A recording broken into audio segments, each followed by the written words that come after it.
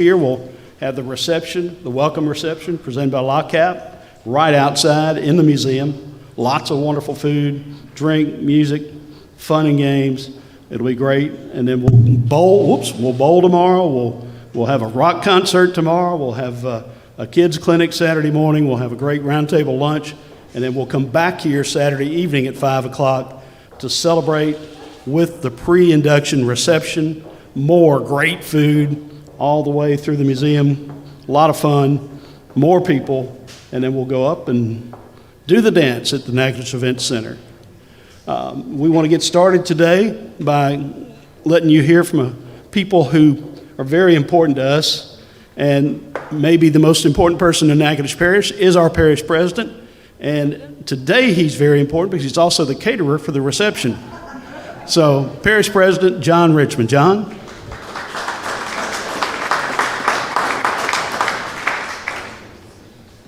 Thank you. It's good to be here. As Doug said, I am parish president, and like we do in a lot of small towns, we wear a lot of hats, and so yes, my restaurant is catering over here. So thank you, Janae, for letting me upstage you and get here first. Usually, Janae from here at the museum welcomes you first. Welcome to Natchitoches. It's good to have you here. Not just the city, but the parish. 1,250 square miles of God's beauty, and a whole bunch of His people live right here in this very place.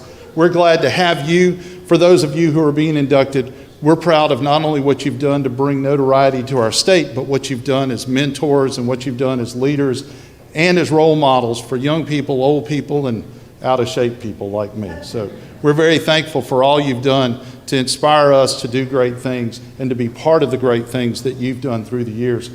More than anything, we want to thank you for coming here to this museum, in this town, in this parish, in this state. We are incredibly proud of you.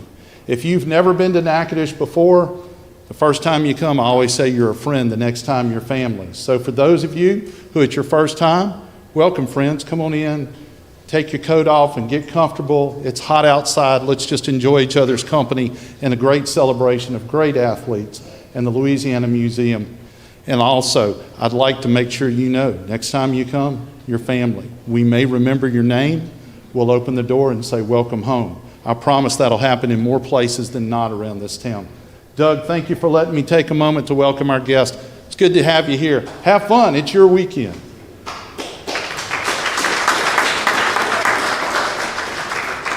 John owns the restaurant literally across the street, Maglio's, and they'll be open after a reception tonight if you need some more food. And then really what's a wonderful thing, after Saturday night ceremony, we'll have several places that are open, but Maglio's will stay open until after midnight if necessary. They do a fantastic job of accommodating. So We'll be there till 2 a.m., Doug. 2 a.m. Okay. I'm not out that late. I wouldn't know.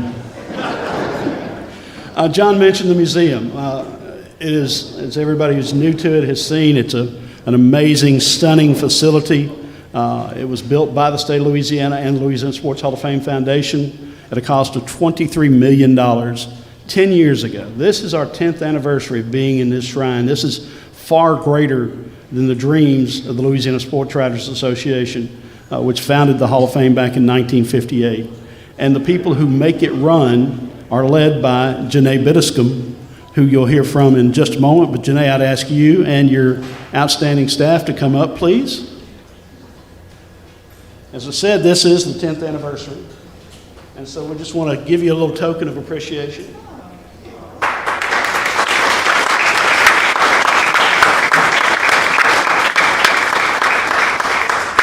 That's Latrice Oliphant there. This is Scotty Williams. And the man who makes it all work, Ricky Guin.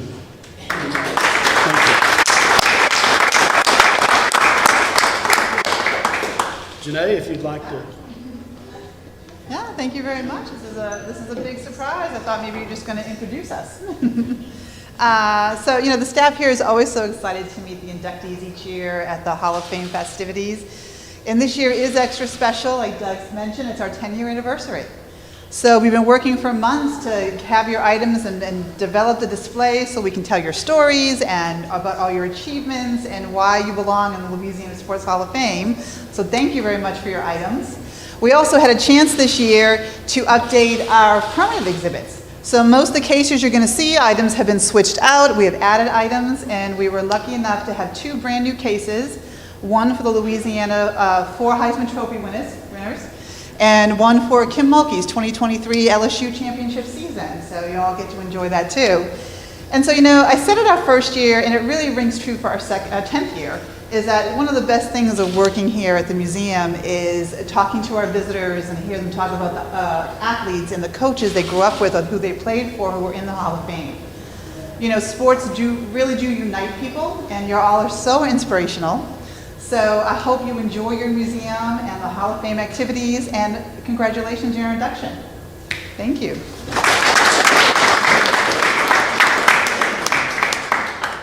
Janae mentioned Kim, and she's a special person because she was the youngest inductee ever at the age of 29 back in 1990. And recently, there's been a push by some sports writers on the committee to re-induct her as a coach. Well, that's what we took care of up here. We've got an exhibit for her as a coach. Her tennis shoes are over in the Hall of Fame, and there's another piece of Mulkey memorabilia upstairs in the basketball exhibit, so we got her covered. But we're happy to have all of you here, but we are especially happy. This is also an anniversary, the 20th year of sponsorship and support and partnership with LawCap Federal Credit Union. When we came back to Natchitoches from 3 years in Shreveport in 2003, we expanded the program, and we needed help, and we needed a community partner who was strong. And so that was LawCap. And our vice president of LawCap is here today, Jackie Wilfong. Jackie?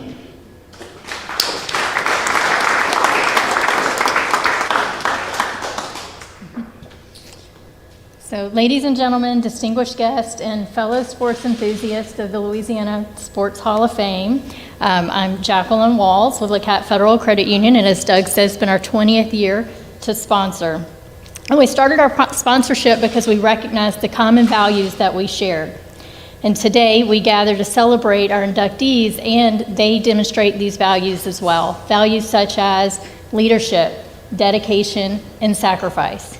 So as we embark on this momentous occasion, let us take a moment to reflect on these values. For leadership, it's the quality that sets our inductees apart. It's the ability to inspire and guide, to rally teammates and fans alike, and to lead by example. For dedication, it's the driving force behind their success. It's been demonstrated in the countless hours of practice, the early mornings, the late nights, and the relentless pursuit for excellence. And then sacrifice. It's the statement for the passion of their field, and it has defined their journeys of these exceptional individuals. It's the missed family gatherings, it's the postponed personal milestones, and it's the selflessness to put the mission above all else. It's a testament to the cost of commitment and the price assigned to the pursuit of excellence. Today, as we honor these individuals by celebrating their remarkable athletic abilities, their remarkable coaching abilities, their insightful writing, and their charismatic broadcasting skills, we also recognize these qualities: their leadership, dedication, and sacrifice, which has propelled them to the heights of success and inspired countless others to reach for similar dreams. Your presence today is greatly appreciated as we kick off the 2023 Louisiana Sports Hall of Fame induction events. Thank you so much for everything that you've done, and congratulations on these great accomplishments.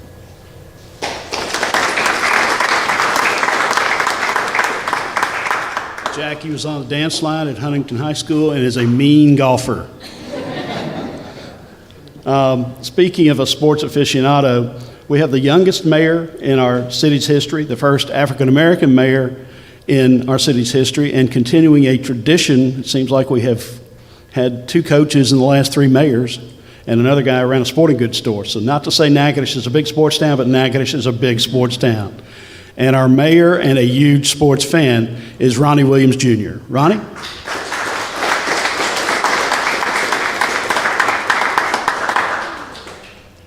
Thanks, Doug. Welcome to the beautiful and historic city of Natchitoches, home of the Louisiana Sports Hall of Fame. Our city is proud of our historic nature, and we are overjoyed to be living in the history of this moment with all of you right now.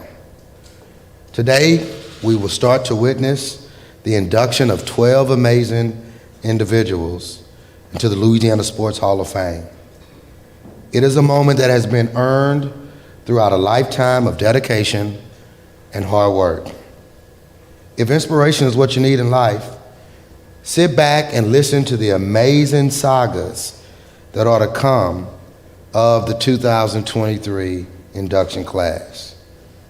And do come back and see us here in Natchitoches, the beautiful city of lights and the home of the Northwestern State University. Again, welcome everybody, and fork 'em demons.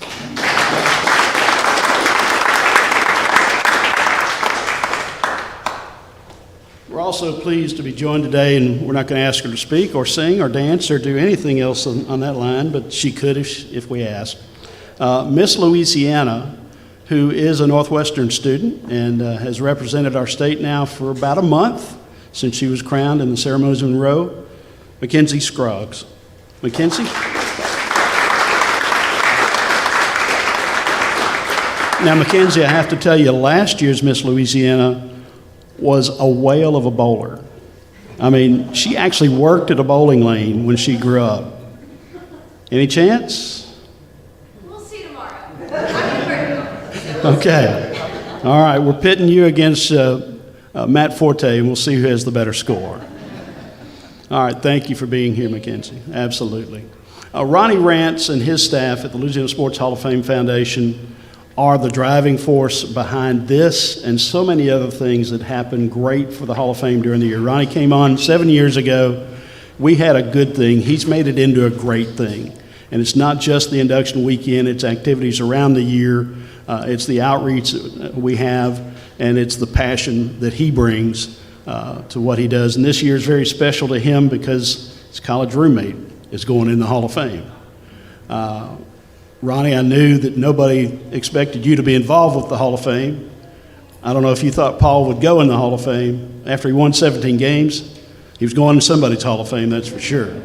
But Ronnie was all SEC tournament pitcher for the Tigers. He's got 2 World Series rings himself, and he's a champion in our book. Ronnie Rance.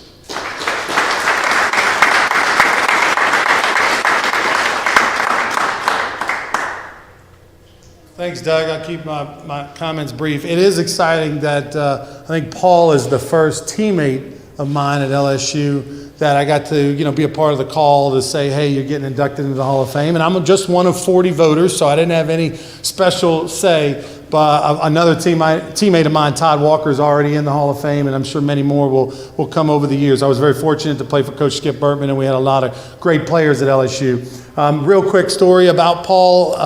My first ever road trip at LSU, we went to Vegas to play, and he was my roommate. And I had 2 seniors, Mark LaRosa and Paul Bird, were my roommates, and I was a freshman. And of course, I got the cot, and it was a 3-man room. They saved money back then at LSU. And we broke curfew. We were in bed before curfew, but a teammate of ours said, hey, let's go outside, let's go gamble. We're at the Las Vegas Hilton, let's go play some blackjack. And of course, we ended up getting curfew busted 2 hours later by assistant coach Smoke Laval. So the next day when my parents flew in, hadn't seen me in months, came in to see their baby pitch, Paul and I were supposed to pitch the front and back end of a doubleheader. He and I were in street clothes keeping the radar gun in the stands. So my folks were not very happy about it.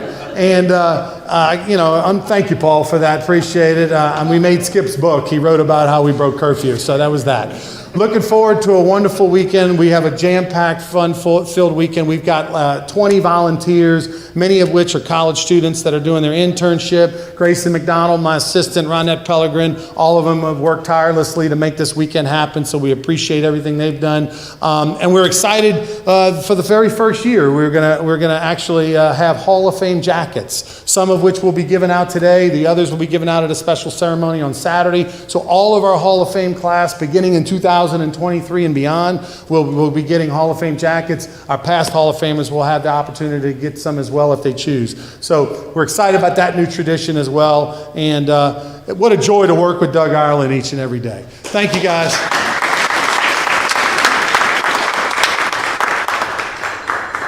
or as I'm better known, the Hall of Fame Hobbit.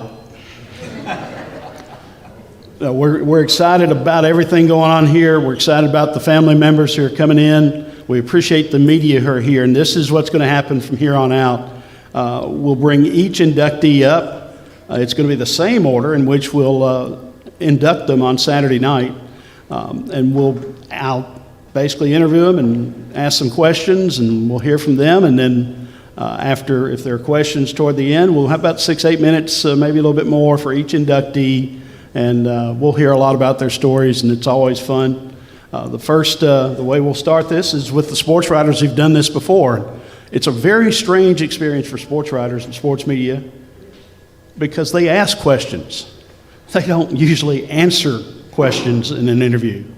And we've got two very different people who are Distinguished Service Award and Sports Journalism recipients this year.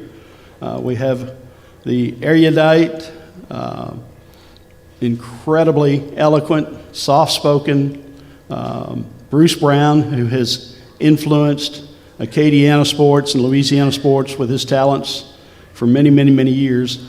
And then we got Lori Lyons, who's just going to cry for 6 minutes. She'll laugh some too, though, but that'll be great. Bruce Brown's our first inductee. He has worked in Lafayette since the early 70s. He has been a sports editor, a sports writer, an author. He has been a trusted friend to many of the athletes and schools and programs that he covered, but he was always a journalist who wrote what needed to be said.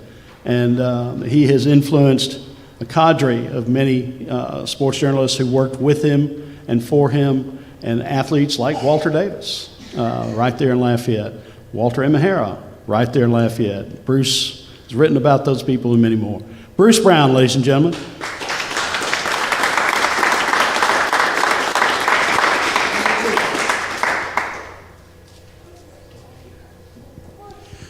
Afternoon. Bruce, what we want you to do first is just kind of give us a reaction to your induction impending with the Louisiana Sports Hall of Fame. I think the full quote was, "Get out of town."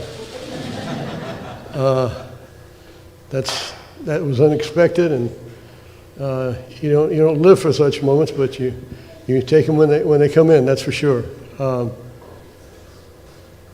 I was able to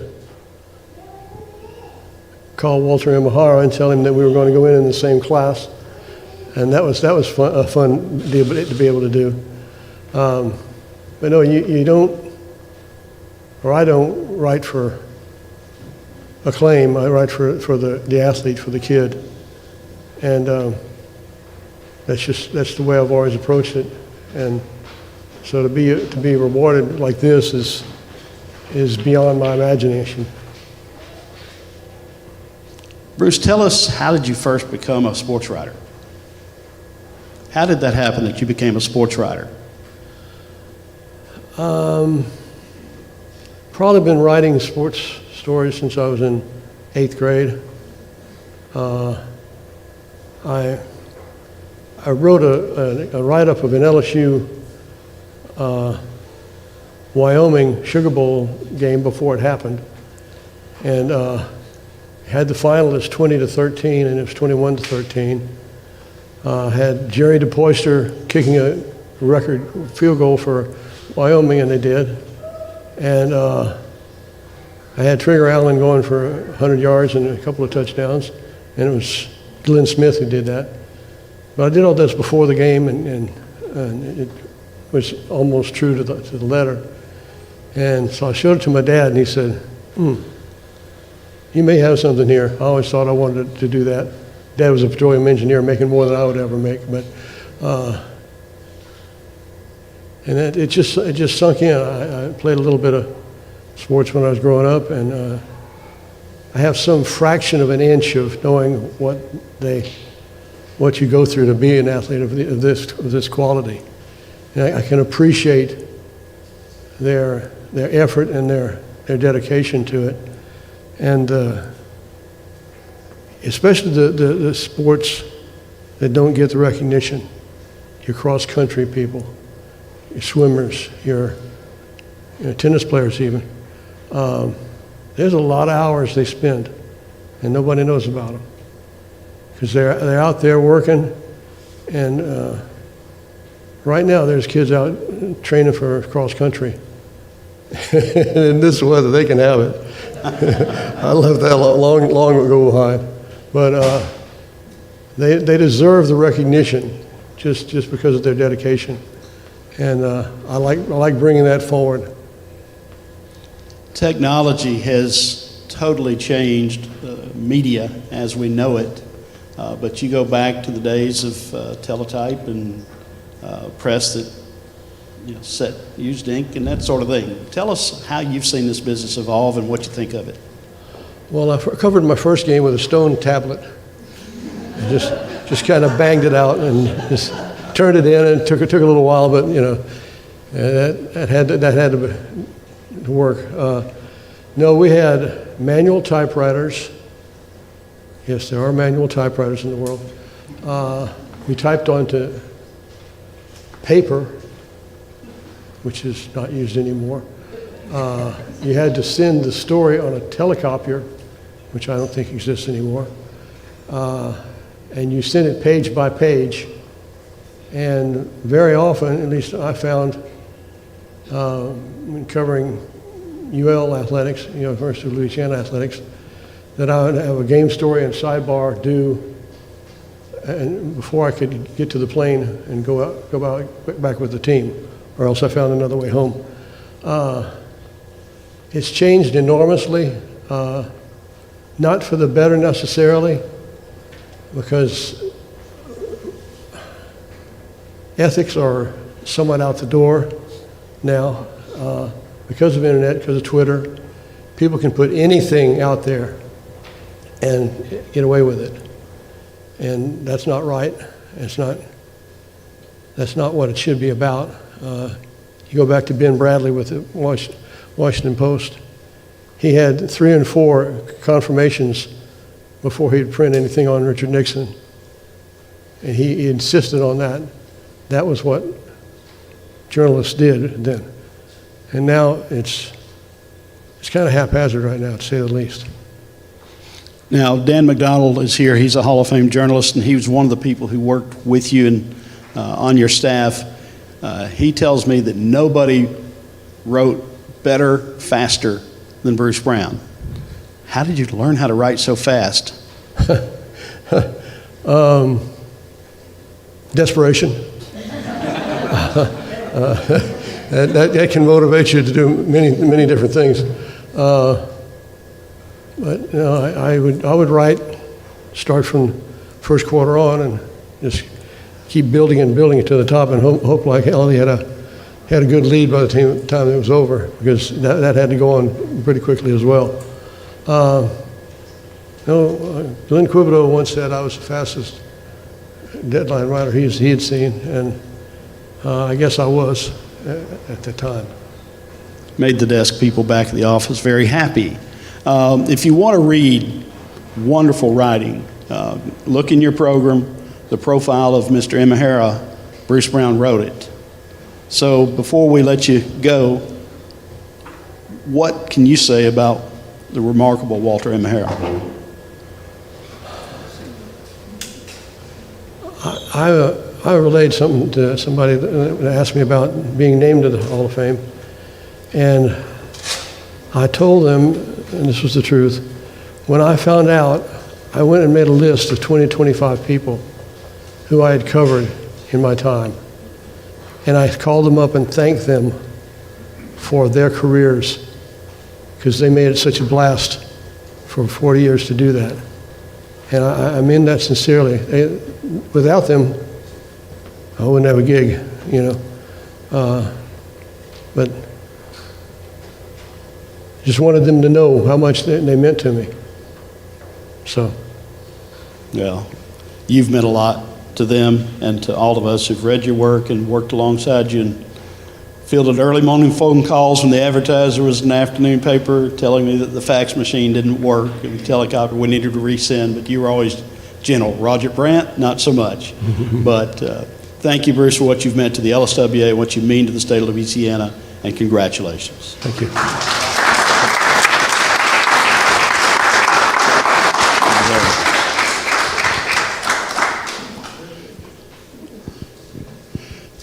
It's always fun to induct somebody who you know very, very well, and it's a rare pleasure for me.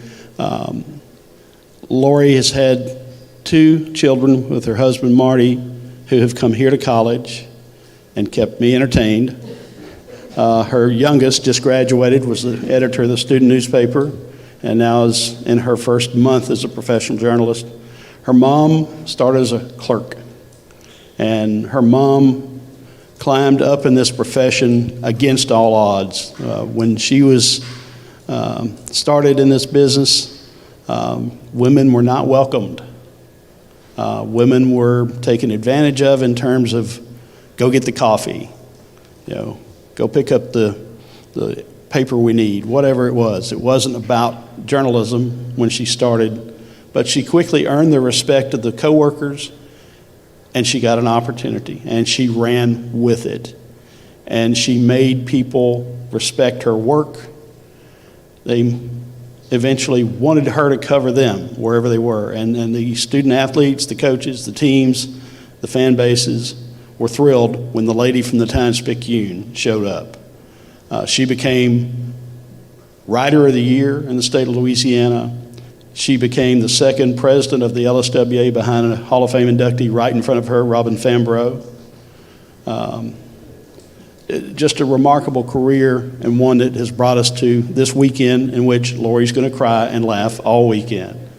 But we're going to embrace her as she enters the Hall of Fame. Lori Lyons.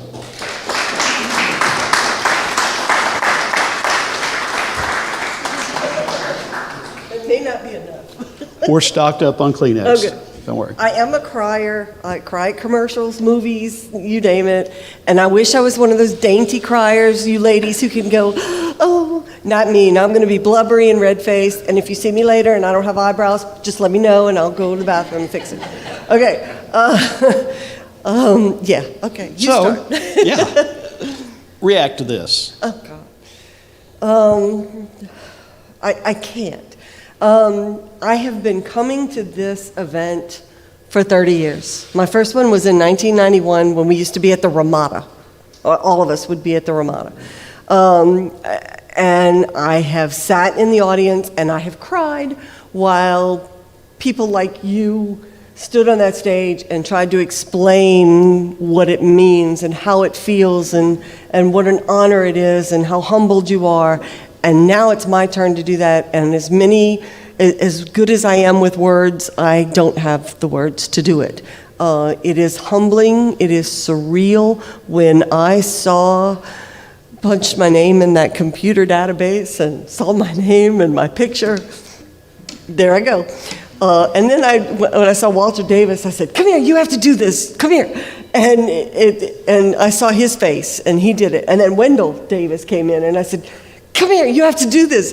And that is just the most amazing experience so far of this whole thing. You've covered many of these people. I've seen your joy when one of yours has been inducted. Very special a few years ago, 2017, when Ed Reed from Destrehan went in. Talk about that experience. And Ed as a young high school player. They're one of my guys. Ed Reed is one of my kids. It's almost like a mom kind of thing. Because I knew him when he was a scrawny little bratty kid in high school, and to see him on the stage as a Hall of Famer, I kind of claim a little bit, not ownership, but maybe responsibility. And the fact that, I'm on the voting committee, and so I voted for all of you. You're welcome. So I feel like when you get on that stage, I feel like I had a part in your moment.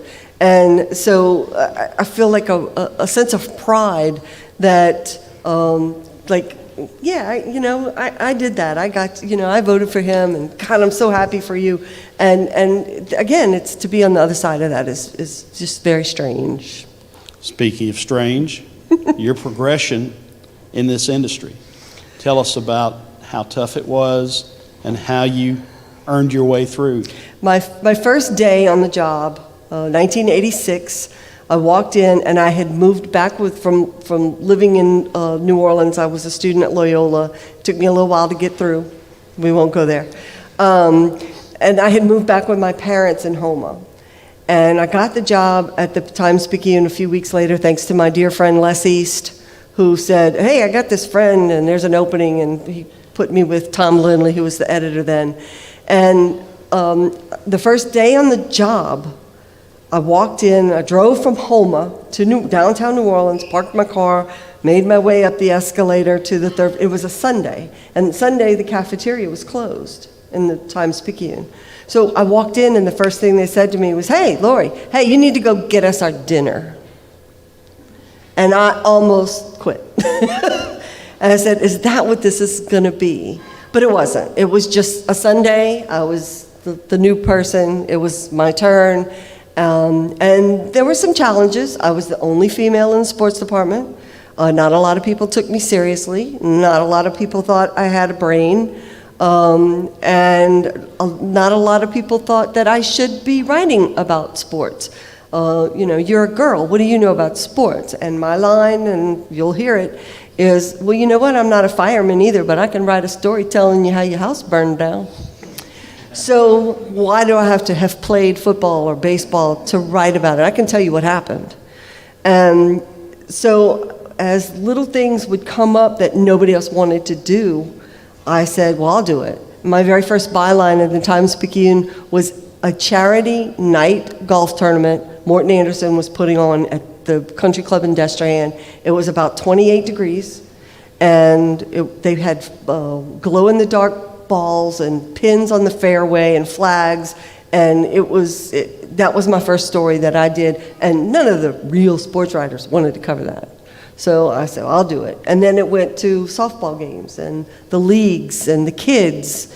And then when the time came that there was an opening in the prep rotation, I had enough written experience that I could say, well, what about me? And Ted Lewis said, yeah, what about her? She could do it. And they gave me a chance. Got to be pretty good at it. I got to be, well, I guess I did. Yeah, you did. Now, along the way, you wind up married to a coach. Oh my God, I know. What happened? I'm married to a coach. Can you believe it? Interview them all and marry one. I dated a ball player, and that didn't work out. And then a guy named Will Clark. And then I said, well, okay, well, here's a coach. So, yeah, you know what I liked about him? This is, here you go. When he met me, and it was in a bar, it was New Orleans, but when he was introduced to me, he didn't say, oh, yeah, you're that woman that works in sports. He said, I know you. Your picture was in the paper. You just won Prep Writer of the Year. And I was like, okay, he's got my attention. He knew who I was, and he didn't try to downplay what I did. And yes, I'm going to be honest, he did give me a lot of film sessions. There were lots of X's and O's with the remotes, and okay, well, this is the sandbag, and there was a lot of that. And baseball, oh my God, watch this play, Lori. And I'm like, oh my God, can we just watch the game? But no, I get film sessions.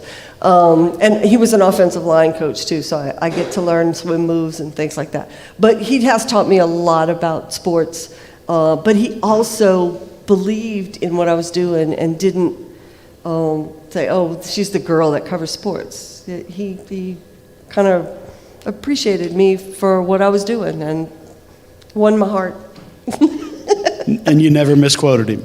No, well, I don't think so. I only interviewed him one time, and it was desperate. It was a desperate measure. He was playing an American Legion baseball game that had to be, no, it wasn't Legion, it was prep, that had to be played by a certain time, and the game got rained out, and then it got moved, and then it got more rain, and then they had to go buy kitty litter to fix the mound, and the game started at like 11 o'clock, and I was there. So I got to cover the game. So.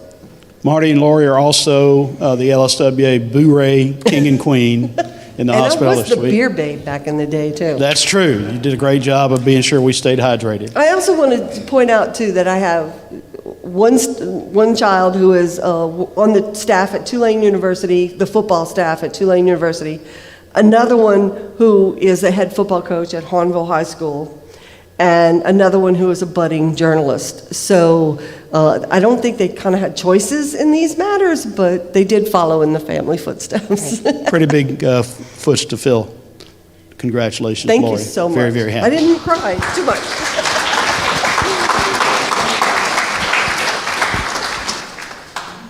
Now we turn to the competitive inductees from this year, and we start with one of the most remarkable people that we've ever honored. He's 86 years old. If you've read about him and read his story, we're glad. This is the beauty of the Hall of Fame. A lot of these inductees' stories are known, but Walter M. Harris is not as well known, and it should be, and it forevermore will be.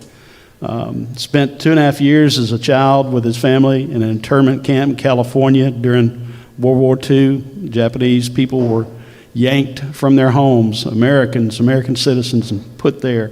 2.5 years, but this family did not harbor deep resentment. They went out after the war and became wonderful American citizens. Walter came to Louisiana with his family, went to college at what was then Southwest Louisiana Institute, was invited to join the weightlifting team, quickly became the best weightlifter, an All-American 3 times, led the Cajuns, which were the Bulldogs then, to a national NCAA championship in the sport, then went into the military, became a weightlifter on his own, and competed in world championships, won national championships, and actually continued to compete into his late 60s. The other fascinating thing about him, he's a botanist. He is an expert with flowers. Today, the bouquets are all yours. Walter M. O'Hara.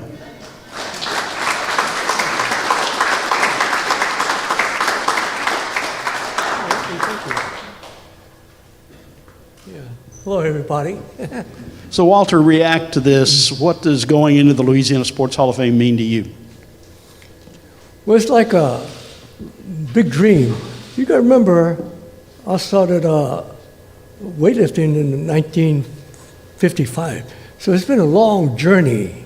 Okay, some of you followed my life, but it was a long journey, but it was good. And a lot of people helped for me to get here. So when I found out about it going to be in the Louisiana Hall of Fame, I said, very nice. Because remember, I was born in California, but I lived in Louisiana over 80 years, so Louisiana is my home. So what was the adjustment coming from California to South Louisiana? Wow.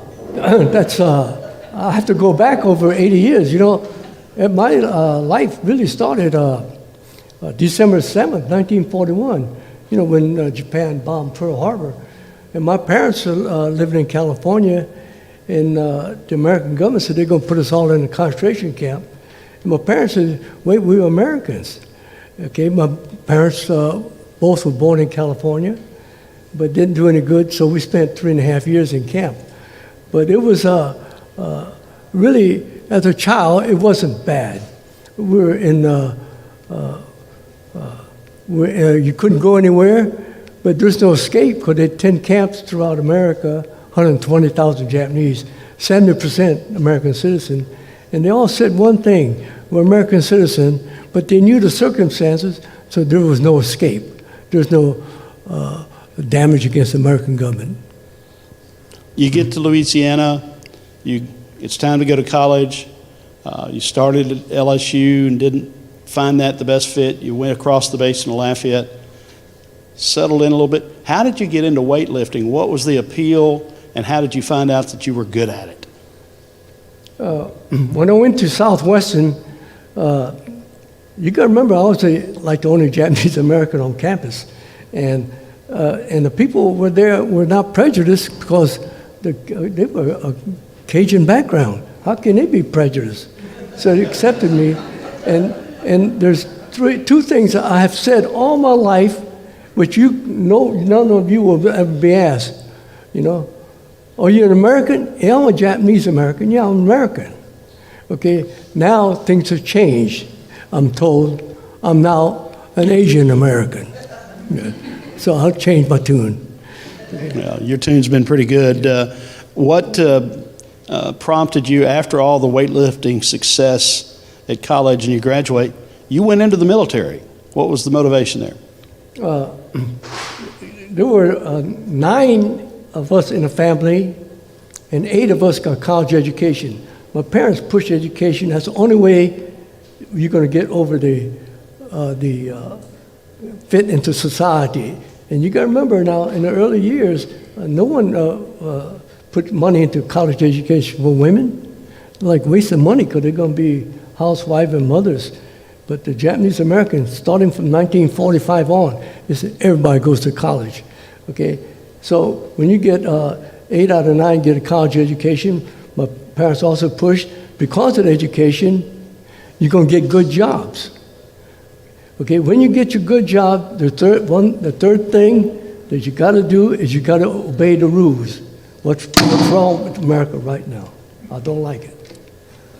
Let's go forward to the weightlifting after college. How'd you get into it again? And why did you keep doing it for year after year, decade after decade, at such a high level? When I graduated from college in 1960, my parents said, which service are you going to go into? Well, there's 4 boys. I'm the oldest, so all 4 boys did go into service. Okay, I went to OCS to get a commission, and they sent the whole class to Germany. And this kid sent me to Camp Dachau, so I don't want to talk about that. I've seen tragedy that no one ever wants to see again. Okay, from there, I came back home and started in a nursery landscape business, and had a good career through 1968.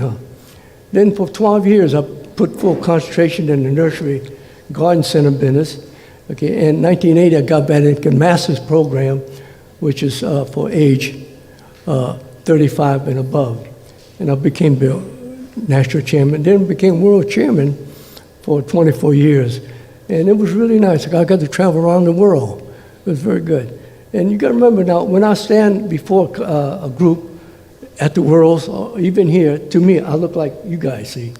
Okay, but I get to the Worlds, there's 50 nations there. They all have tables. They're all looking at me. Okay, and I asked one of my colleagues, "What do you see?" He says, "We like to see an American up there, yeah, but we like to see a 6-foot Caucasian too." But after you start speaking, you show no prejudice to any of the 50 nations, and I don't show them favoritism, because all you got to do is smile, and they'll smile back, and that takes care of it. Smiles are great. Now tell me, how does a weightlifter and a botanist, a florist, a gardener, how do those skills blend? Are there any common ground? Yeah, with my degree in horticulture, it's a very good combination because you go back to nature, because we got in the landscaping business. We got some of the biggest job in Baton Rouge, and that's a good story. How come we get all these big jobs? Because all the people in the city for many years says, give the big job to the Emma Harris, because do you know their background? So all of a sudden, we get all the big jobs, and we do a good job. So we're really grateful for the people that helped us along that trail. Okay, then I got into building gardens, and we have a nice garden, a Japanese American garden in St. Francisville, Louisiana. You got to go see it one day. It's really nice. You go back to nature, Well, this weekend you have an opportunity. If your yard's not where you want it to be, here's the man that can help you, Walter Imahara. Yeah, okay, thank you. Congratulations.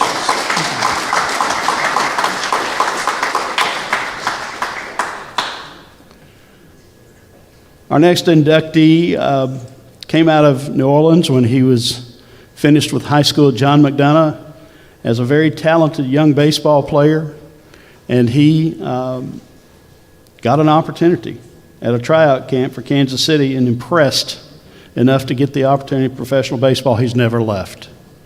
You talked about Ron Washington, and people glow. Not only because he's a baseball man, but he's a people person. He mentors, he encourages, he challenges. He makes a difference at every turn in the major leagues, and he's made a lot of turns. And let's not forget, he had a 10-year career as a player before he went into the coaching end and the managing end. And notably, 2 World Series appearances as manager to the Texas Rangers, one pitch away from winning Game 6 and winning it all. Then he got it all in 2021 as the invaluable third base coach for the Atlanta Braves. And he was just in Boston helping the Braves maintain, I think it's the best record in baseball. If you're a Braves fan, this is your weekend, and this is definitely Ron Washington's weekend. Wash?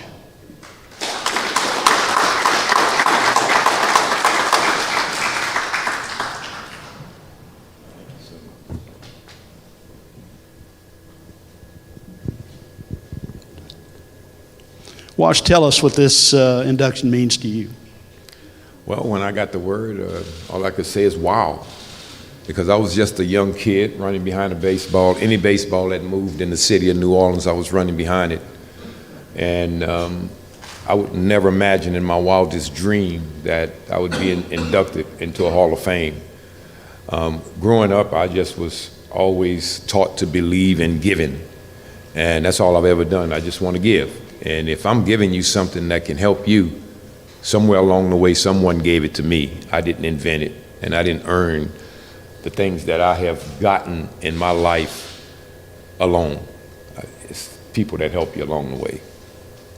What made you a good ball player? And you were a catcher coming out, right?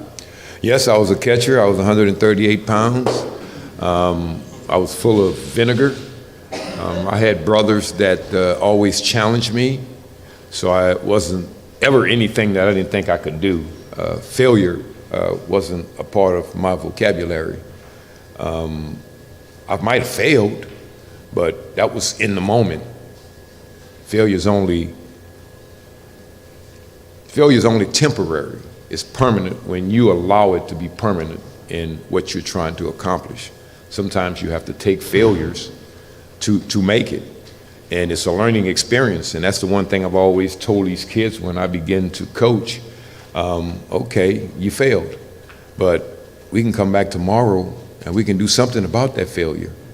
And the closer you get to becoming a success, then you'll understand that failure is only in that moment and it's temporary. So that's been my mindset ever since I can remember. Because I had older brothers that, like I said, they challenged me, and I've always played sports above my level. I was too good for the guys my age. I'm not patting myself on the back, that was just a fact. So I've always played above my level. And to give you a story, when I left New Orleans in 1970, I thought I was going to Kansas City. I ended up in Sarasota, Florida. We had a coach by the name of Buzzy Keller. He became our coach in the academy. I learned my baseball at a school on the chalkboard. We put it on the chalkboard and take it to the field and work it. Anyway, he said that you guys have 1 foot on the ground and 1 foot on the step of that airplane you just got off of. I was standing next to a guy in Detroit, and he said, "What is he talking about?" Well, I used a couple of choice words to explain what he meant. But the bottom line was, if your game isn't tight, you're going back home. I'm not going home. And you're still here. I'm gonna be here. That's right. At what point during your playing career did you begin to think, I might want to coach this game after, or did it just happen? It just happened. When I was playing the game, I was playing the game. But also when I was playing the game, I was also a coach. Because I was a detail-oriented type person, and the guys that I played with, when they had a question about the game, they came to Ron Washington. I didn't ask them to come to me, but they came to me. And I would give them my opinion on it, and my opinion seemed to be heading in the right direction. So I was blessed. Until today, I'm still blessed. And the game of baseball has been very, very good to me. Likewise. We've got some Texas Rangers fans here. Talk about your experience with the Rangers, taking what was not a successful team and quickly turning it into a good team and showing it the best years the franchise has ever had, including those World Series trips. I think when you have success, it's total. It's from the top all the way through. The part on the field and in the clubhouse, you handle. Well, I was in an organization that did a lot of winning. So I got an idea of what it took to win, but I also learned what not to do. You learn more about what not to do than you learn about to do. So when I arrived in Texas, my first meetings were with scouts. And out of the blue, I talked about winning a World Series, and they thought I was crazy. They really did. They thought I was crazy. I had a ring here sizing them up and everything. You know, I had the ring sizes, sizing them up. Because I believe. Belief is powerful. Belief is real powerful. When you believe and you can put action to that belief, you can get things done. And I wasn't worried about what I was saying in that meeting because I learned my game of baseball on the chalkboard. I just came from an organization, we just won 6 divisions. So I knew what it took to do it.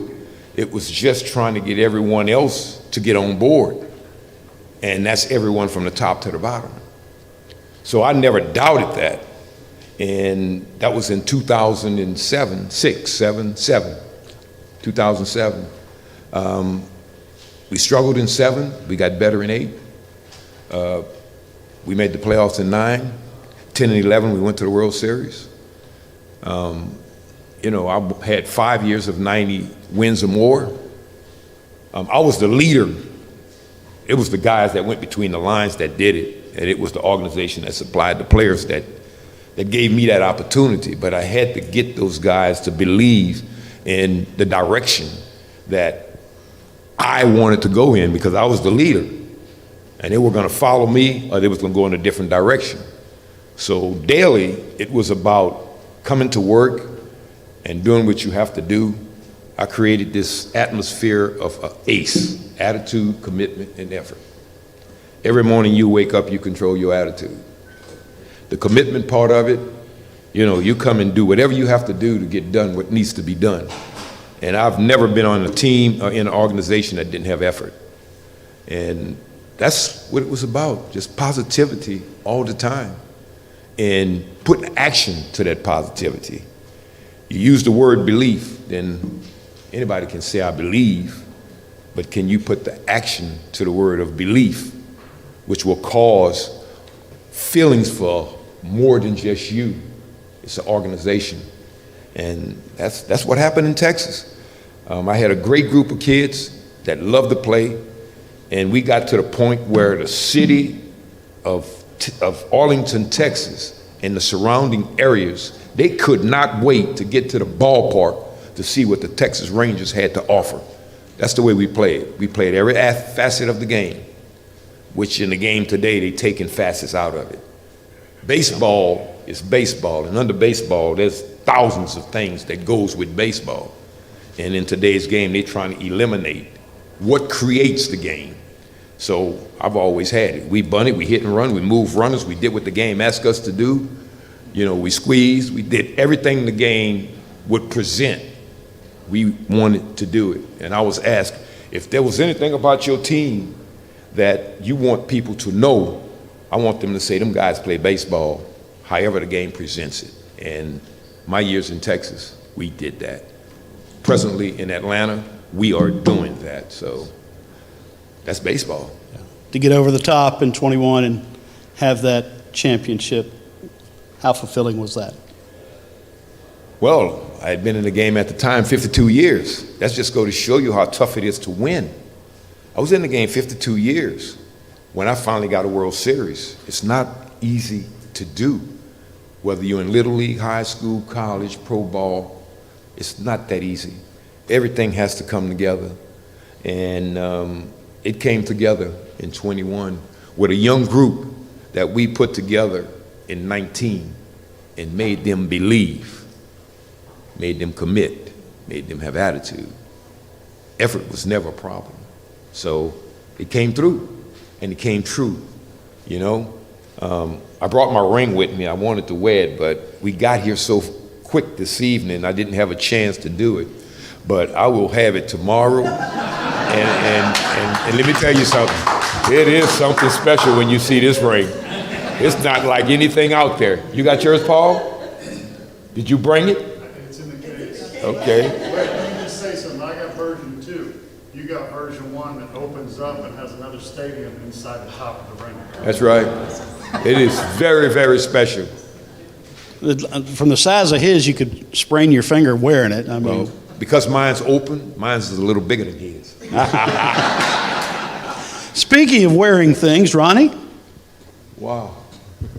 Well, first off, Coach, we're excited. A new tradition this year that we started for this year's class and beyond, and it's Hall of Fame jackets. The other Hall of Famers will be getting theirs at a special presentation on Saturday at lunch. But James is with Pierce Bespoke, the official clothier of our Hall of Fame. We'd like to present you with their jacket. Go ahead, James. Go ahead and put it on Mr. Ron. How about a big round of applause for Ron Washington, a Louisiana Sports Hall of Famer. Looks pretty good, Coach. That's pretty impressive for you to make a jacket, and I'll be the first one to put it on. That's pretty impressive. Like I said, I've been blessed in my life, man, and it feels awesome. It really does. It really feels awesome.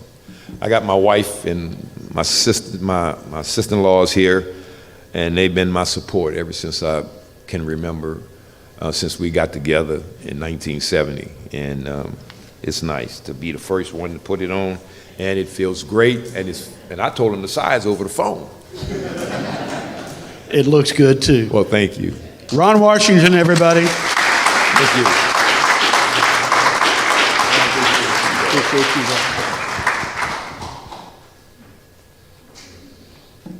Okay, the bad news is the rest of you inductees have to follow that. So, but that was a lot of fun. We've got the Davises next. It just worked out this way. We had to flip a coin as to whether we went alphabetical or whether we went, kept the baseball theme going, kept the football, whatever. But basketball's the theme for this next guy. Not really, but that's what he thought all through high school. He thought he was the basketball guy. And he got kind of persuaded, encouraged to give this track thing a try. Took him around the world, made him a hero at LSU. Two-time USA Olympian, represented our country in so many international competitions, World Games champion, and a guy who is truly one of the great athletes, not just track and field athletes, but athletes in the history of LSU. Walter Davis from Honorville, Louisiana.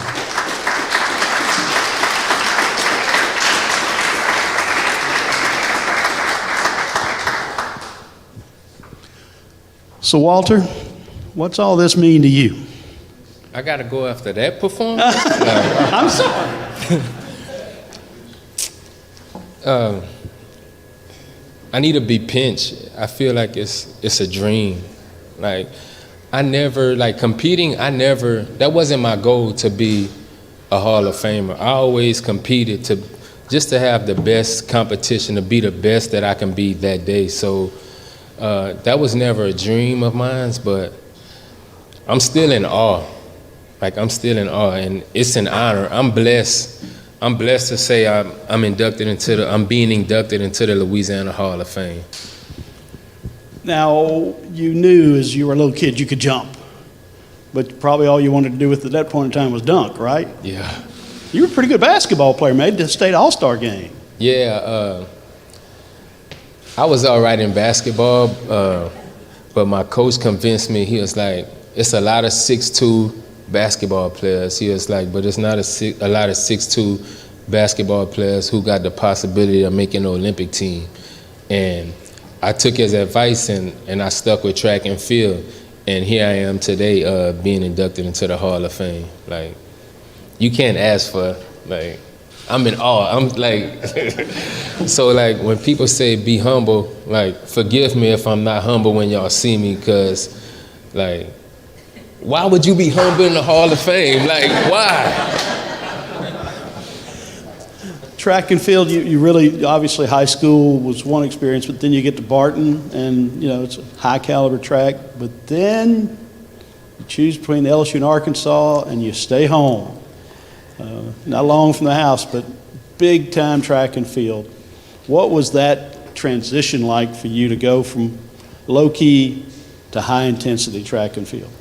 Well, when I left high school, I didn't want to come back home because I've seen like a lot of my cousins, friends, uncles, like I seen them go off to college and come back after one semester, and they stayed and they never went back. I was like, I don't want to be like that. So I wanted to go to Arkansas, but the coach told me if I don't come to Arkansas, he would find somebody to beat me. And then once he said that, I was like, okay, I'm going to LSU.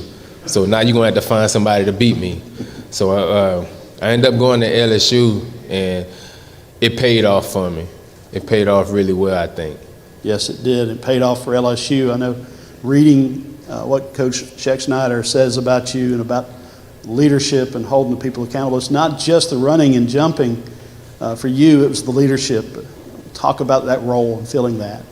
Well, that was one of the reasons I left basketball alone, because if somebody missed an assignment, they was going to get scored on, or if they didn't make the layup, like it was a hack on the team. So I always wanted to be like, so if I went to a track meet and I lost, like I got to go look at myself in the mirror, like that's on you.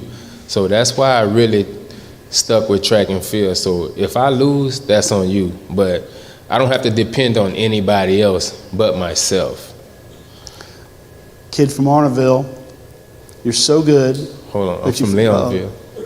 From where? Leonville. Oh, I'm I went sorry. to Arnaville in high school. Okay, Leonville, Yeah. yes. From Leonville, which is even smaller than Arnaville. Yeah. Yes. And Leon and a couple other guys, right? You find yourself all of a sudden with international competition, like Walter, you're a small town kid and you're competing against athletes and teams from around the world. What was that like, that experience? That was different, and it was amazing at the same time. My first international competition was my first time flying international. So can you imagine 18-year-old flying 12 to 14 hours? Like, can you imagine that? Like, I couldn't, like when I first got there, I'm in awe because I've seen these guys on TV, like the guys I was competing against. I seen them on TV, and then being able to compete against them, that was impressive, just to compete against them. So you had the experience of wearing the USA on your chest, but there's nothing like wearing the USA on your chest, walking in the open ceremonies of the Olympic Games and competing at that level. Tell us what that experience was like for you. That experience was one in itself. Like, just because, like I said, I've seen it on TV. I've seen like everybody walk in and with different countries, but doing it, like, I still, like till today, I still can't explain what it feels like just being in that moment. Like, that's a moment that you just have to take in and be blessed. Like take it in and like, hey, like he put you in this situation for a special reason, and you just got to take it in and do the best that you can do whenever you're competing. We're going to try to give you another moment right now. Ronnie? All right, well, congratulations. One of many LSU Tigers this year going into the Louisiana Sports Hall of Fame. At this time, James with Pierce Bespoke will place the jacket. By the way, it's lined and it's customed with their name, the year that they're inducted. So congratulations. Go ahead, Walter, put it on them.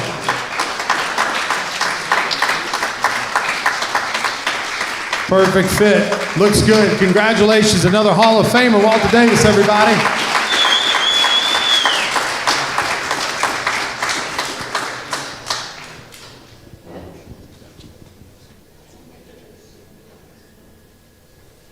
Walter was kind of turning around like this, kind of looked like Wendell Davis on the field, leaving defensive backs behind. Wendell was a guy, came out of Fair Park in Shreveport, was a tremendous high school player up there, went to LSU, and if you read Teddy Allen's wonderful story in the program, it really speaks volumes that Wendell in the 80s set records in receiving. Think about how football has changed. Think about how it is all about the passing game right now, and realize Walter Davis still holds those records at LSU and in the Southeastern Conference. Arguably the greatest, and look, Jamar Chase, you name them, who are out there right now. But if you made a list of the greatest receivers in LSU history, a lot of those lists would have this man's name on it at number 1. Wendell Davis.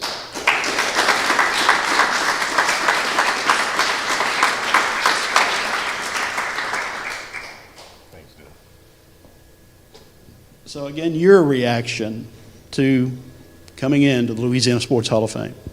Well, first of all, give it up for my brother, Walter.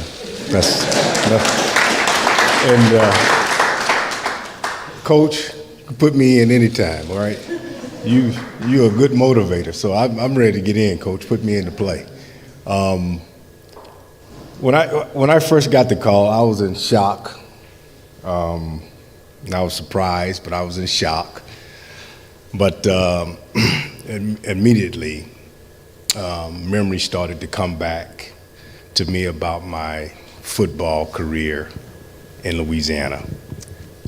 It went all the way to Boys and Girls Club, the Optimist Club, playing Pee Wee football, to my middle school, Midway High School, there in Shreveport, to high school, Fair Park Indians, to LSU, and just started thinking about all the coaches and all the people that helped me achieve what I achieved. And, it was such an honor, and I just couldn't wait. I was excited about it, and I'm just glad to be here today. Well, the city of Shreveport's excited. We've got all the Shreveport television stations. We got Jimmy Watson from the Shreveport Times. We got other people from the area, all celebrating. Beard from here. There you go, exactly. And we're all excited for a guy from North Louisiana who came through the journey that you've had. When at LSU did you say to yourself, I belong here? I can fit in. I can make a big difference. Well, it was a little later in my college career. I wasn't a highly recruited guy out of Shreveport at the time. I was by LSU. I was being recruited by a lot of the local other colleges like Northwestern, Northeastern, and Grambling Southern, and I was thinking along those lines. And LSU came in at the very last moment. And, I said, I want to play big-time football. And Jerry Stovall was the head coach at the time, and Jerry Stovall got fired during that recruiting process. And I thought to myself, boy, he's getting fired, so he might not keep this class. So, but Bill Arnsbarger came in and said, you know what, we're going to keep the class, and that's how I ended up at LSU. But I really started to believe that I belonged there when my sophomore, junior year. I had an opportunity to play more. I felt that I was competing. I competed well, and I felt, okay, I can play with the big boys.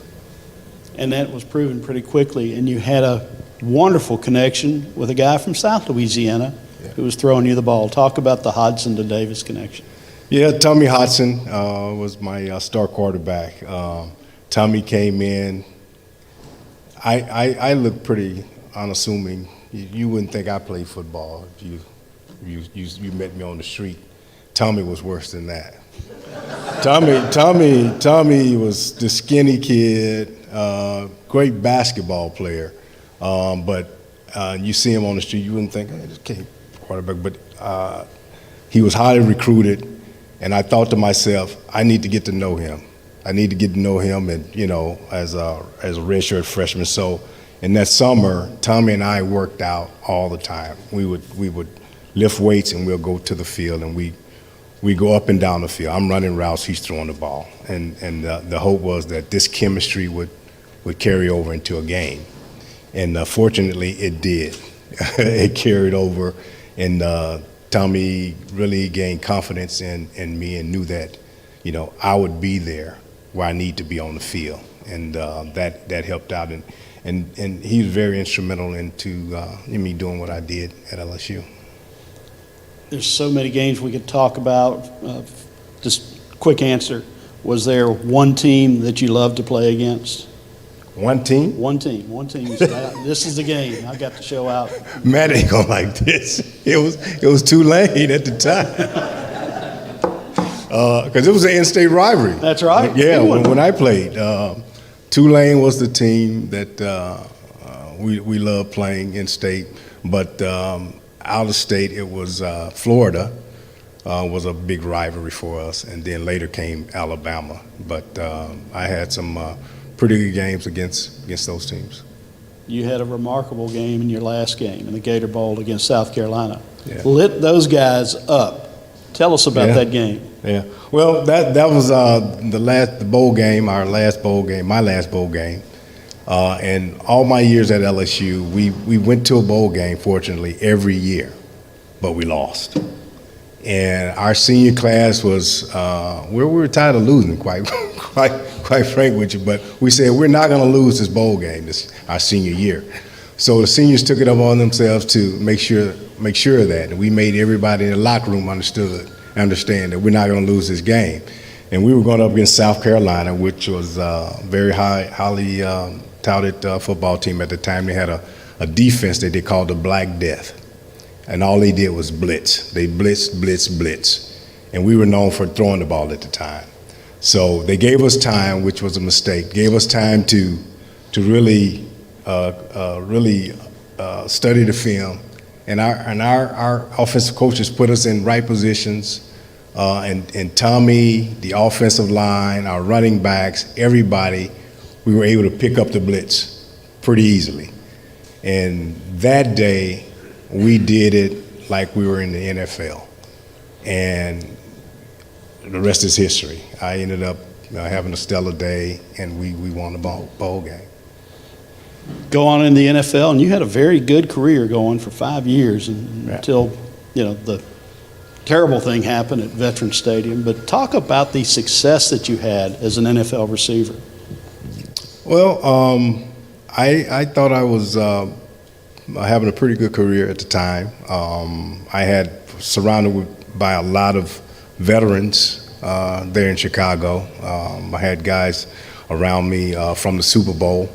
I just missed the Super Bowl, but had a lot of those guys around me, and I felt I was really coming into my own at the time, but unfortunately it got cut short due to injury. But I really enjoyed playing in Chicago. Chicago is really a sports town. We have every sport there is you want. It's there in Chicago, and the fans are very passionate about it. So I really love playing there. But most of all, I met my wife, 32 years. She's here, and so that's the best part of being in Chicago. That's pretty good. Yeah. You, like so many of these guys, after your playing career, you've become a very committed member of society as it is. You're doing good things. You're involved with the Players Association, Retired Players Association in Chicago, been a president of that organization. Why do you do that? I think it's important. I think it's important to give back. I think it's important to be able to teach, to reach back and teach others, and I like to see people succeed. And I learned early on that it's not about me. Some people struggle with that, and I had to learn the hard way. But it's not about you. And I tell the young people today, because it's, everybody think it's about them, when at the end of the day it really isn't. You find out that you were put here for somebody else to succeed, and that's kind of why I do what I do.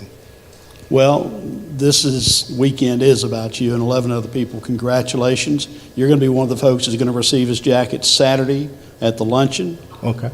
But you're already wearing a crown. I'm going to receive the jacket, though, right? All right. Well, I just if not, I'm sure you can borrow Walter's, because he may not take it off to sleep. I'm not sure. Wendell Davis, y'all.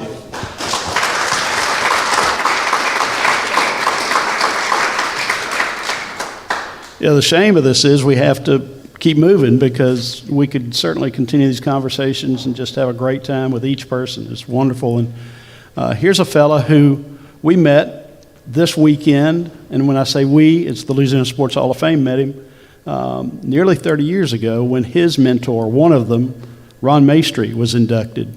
And Paul Maneri came down from South Bend, where he was coach of the Notre Dame Fighting Irish, to honor his college coach, Ron Maestri. And Mace will be here soon if he's not here already. There he is. Louisiana Sports Hall of Famer Ron Maestri. Mace is here to honor one of his favorite players of all time and a great baseball coach himself, national champion coach at LSU, Paul Maneri.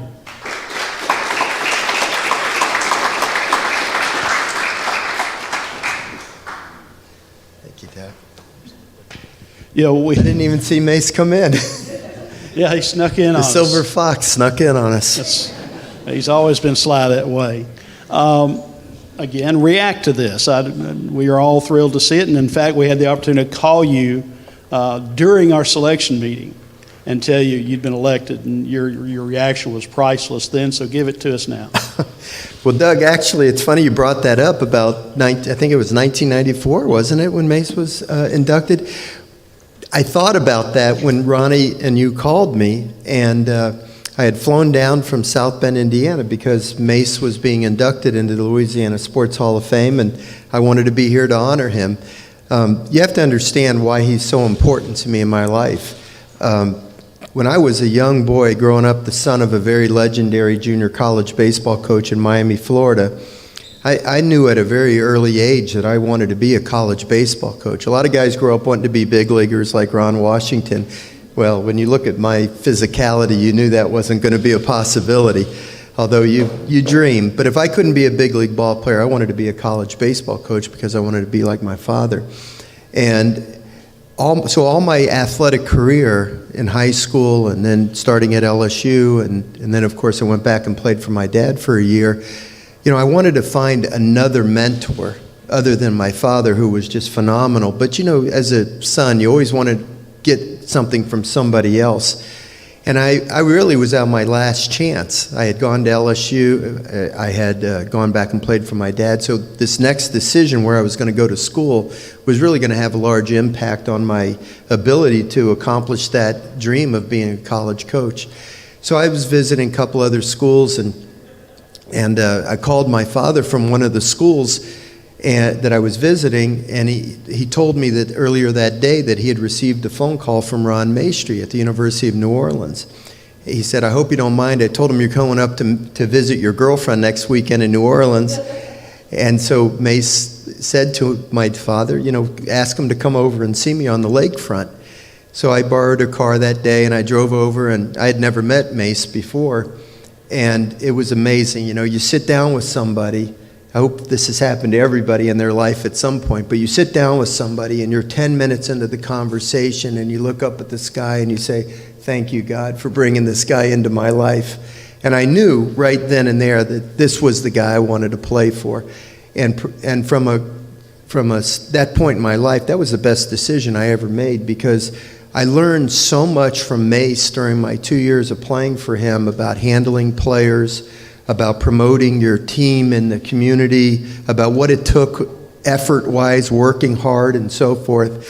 And at that point in my life, and still to this day, he's probably the second most important male figure in my life as far as guiding me through a career. My baseball career ended pretty soon after that, but through a coaching career. I'll never forget the year 2001, I was coaching at Notre Dame. I probably had the best team that I ever had coached at that point. We actually were ranked #1 in the country at some point during the season. And we got upset in the regional and didn't get to the super regional and didn't get to Omaha. And I was just as down as I possibly could be. And I'm driving home after saying goodbye to the team the next day. I'm pulling into my driveway and my cell phone rings. And I don't want to talk to anybody because I'm so down in the dumps. But I look down at the caller ID, and it's Ron Maestri calling. So I said, I'm going to answer this call. And he didn't even say, "Hi, Paul, this is Mace." You know, I knew who it was. And I'm like, "Hey, Mace." And he says, "Listen to me." He said, "In 1979, when you played for us at UNO, it was the best team I'd ever had at that point in my coaching career. And we got upset in the regional. And there weren't even super regionals back then. We got upset in the regional, and we didn't make it to Omaha." And Mace said to me, he said, "When that happened, I didn't think I'd ever take a team to Omaha." And he said a few years later, in 1984, with a team not really as good as our 79 team, we ended up making it to Omaha. And he said, I'm telling you right now, you're going to do it, and you're going to do it when you least expect it. Boy, those words just lifted me right up. And believe it or not, the very next year, with 3 freshmen starting pitchers and a brand new shortstop, we ended up getting to Omaha. So those words that Mace said to me, even at that point in my life when I was 45 years old, still uplifted me, just like they did when he was my college coach. So I love that man as much as I love anybody in the world, and he's meant everything to me. So I'm so honored that Mace is here with us today. We are too. Speaking of Omaha, we're going to go in reverse order. The state is just still enthralled about the recent national championship, which a lot of folks don't realize, and Glenn Gilbo does a great job in his story about you, pointing out that the core, so many pieces of this national championship team were brought in by you or had relationships like Paul Skeens with you. So I saw you on the field on TV after the game, and the glow was obvious, even on TV, the pride that you had in that victory. Talk about it for a minute. Well, I think when, like, Ty Floyd was on the mound, 9 of the 10 players were players that myself and our staff had brought into LSU, and I think we coached 7 of the 9. So I went through a lot of the growing pains with those kids, and I remember very vividly when they were 16, 17, 18 years old in the recruiting process, talking to Dylan Cruz that if he chose to come to college instead of going to professional baseball, everything that was possible for him. And, to see all that stuff come to fruition and to see these young kids mature and become, adults, that could handle the tough challenges in life, and to see them go on and be successful was very fulfilling and rewarding for me. And in some weird kind of way, I guess, brought a little closure for me.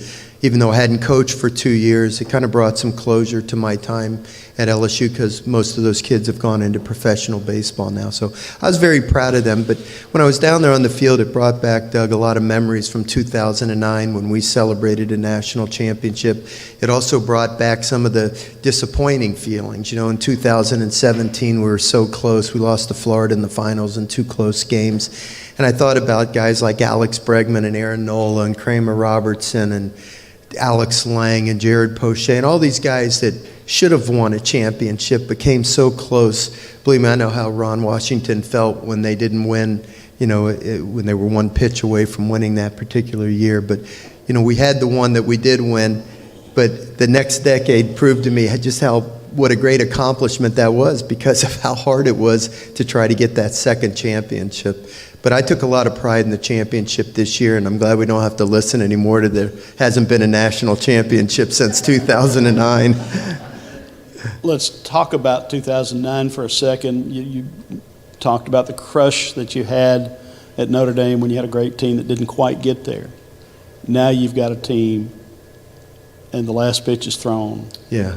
The emotion of that moment and the pride that you have still today in that accomplishment. Well, yeah, it's almost indescribable. I wish everybody in this room and all my friends could experience it because, there's an old saying that it takes years of hard work to become an overnight sensation. And you think about all the hard work that you put in for so many years and how close you came to accomplishing great things. And that team just had it. That you can't define it, but you knew that team had it. There was confidence, and they believed in themselves, and they had the talent. And there were key moments during the course of the season or the year before. It was really kind of a 2-year process. But that moment when that last pitch went past that Texas hitter and he swung and the ball was back here and his bat was out here and you knew he couldn't go like this and hit it again, that moment just kind of freezes in your mind. And it's just indescribable. But to be able to share it with your family, to share it with your staff and all the players that have played for you at all 4 schools that I coached, they all felt a part of it. And it was a moment that will live obviously forever in my mind. Well, you'll forever be a favorite of Louisiana. This weekend makes it official, but you've been a favorite of the media. And one other piece about that phone call that we made to him on Selection Sunday, we've got the speakerphone on in the room. And of course, he's very graceful and excited when we tell him the news, and everybody claps. We actually sang him happy birthday. It was your birthday. That's right. And then another Hall of Fame sports writer, Scooter Hobbs, comes up to the phone and says, "Hey, Paul, I just want you to know it wasn't unanimous." It is today. Well, thank and Ronnie, why don't we make it official? Oops, come on, bub. Come on, Ronnie, where are you? Come on, Let's Lefty. go. You're so skinny, you ought to be able to fly. Slimbo. All right, this is a lot of fun. We got Coach Maneri. I remember calling Coach. Congratulations. Fantastic. Give it up for Coach Paul Maneri as we put his Louisiana Sports Hall of Fame jacket on. Looks good on you, Coach. Congratulations.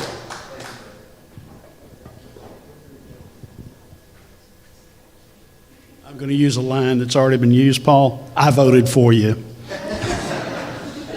Yeah. Well, we didn't have to think very long or very hard, and it was early in the meeting when your name came up, that's for sure. It's so fun to recognize people who you've had the pleasure of knowing for a long, long time, and it's fun to make new friends. And the joy of not only having some conversation with Matt Forte, but finding out who he is and who he's been after football has just been a pleasure and a blessing, because he's another of these people who was remarkable on the field and is even perhaps more remarkable after his career. But he came out of Slidell, not highly recruited. LSU had one spot, and that was Jacob Hester, and that one worked out pretty well. But his dad was a Tulane Greenie, played for the Green Wave, and that was a pretty good indication of where he was going to come to college. His senior year, he lit it up like very few backs ever have. Went on to the NFL and lit it up for 10 years like very few backs ever have with the Chicago Bears. He's done some things that very few running backs in the NFL have ever done, not just during his time, but ever. A great Pro Bowl player for the Bears and getting it done off the field now. Matt Forte.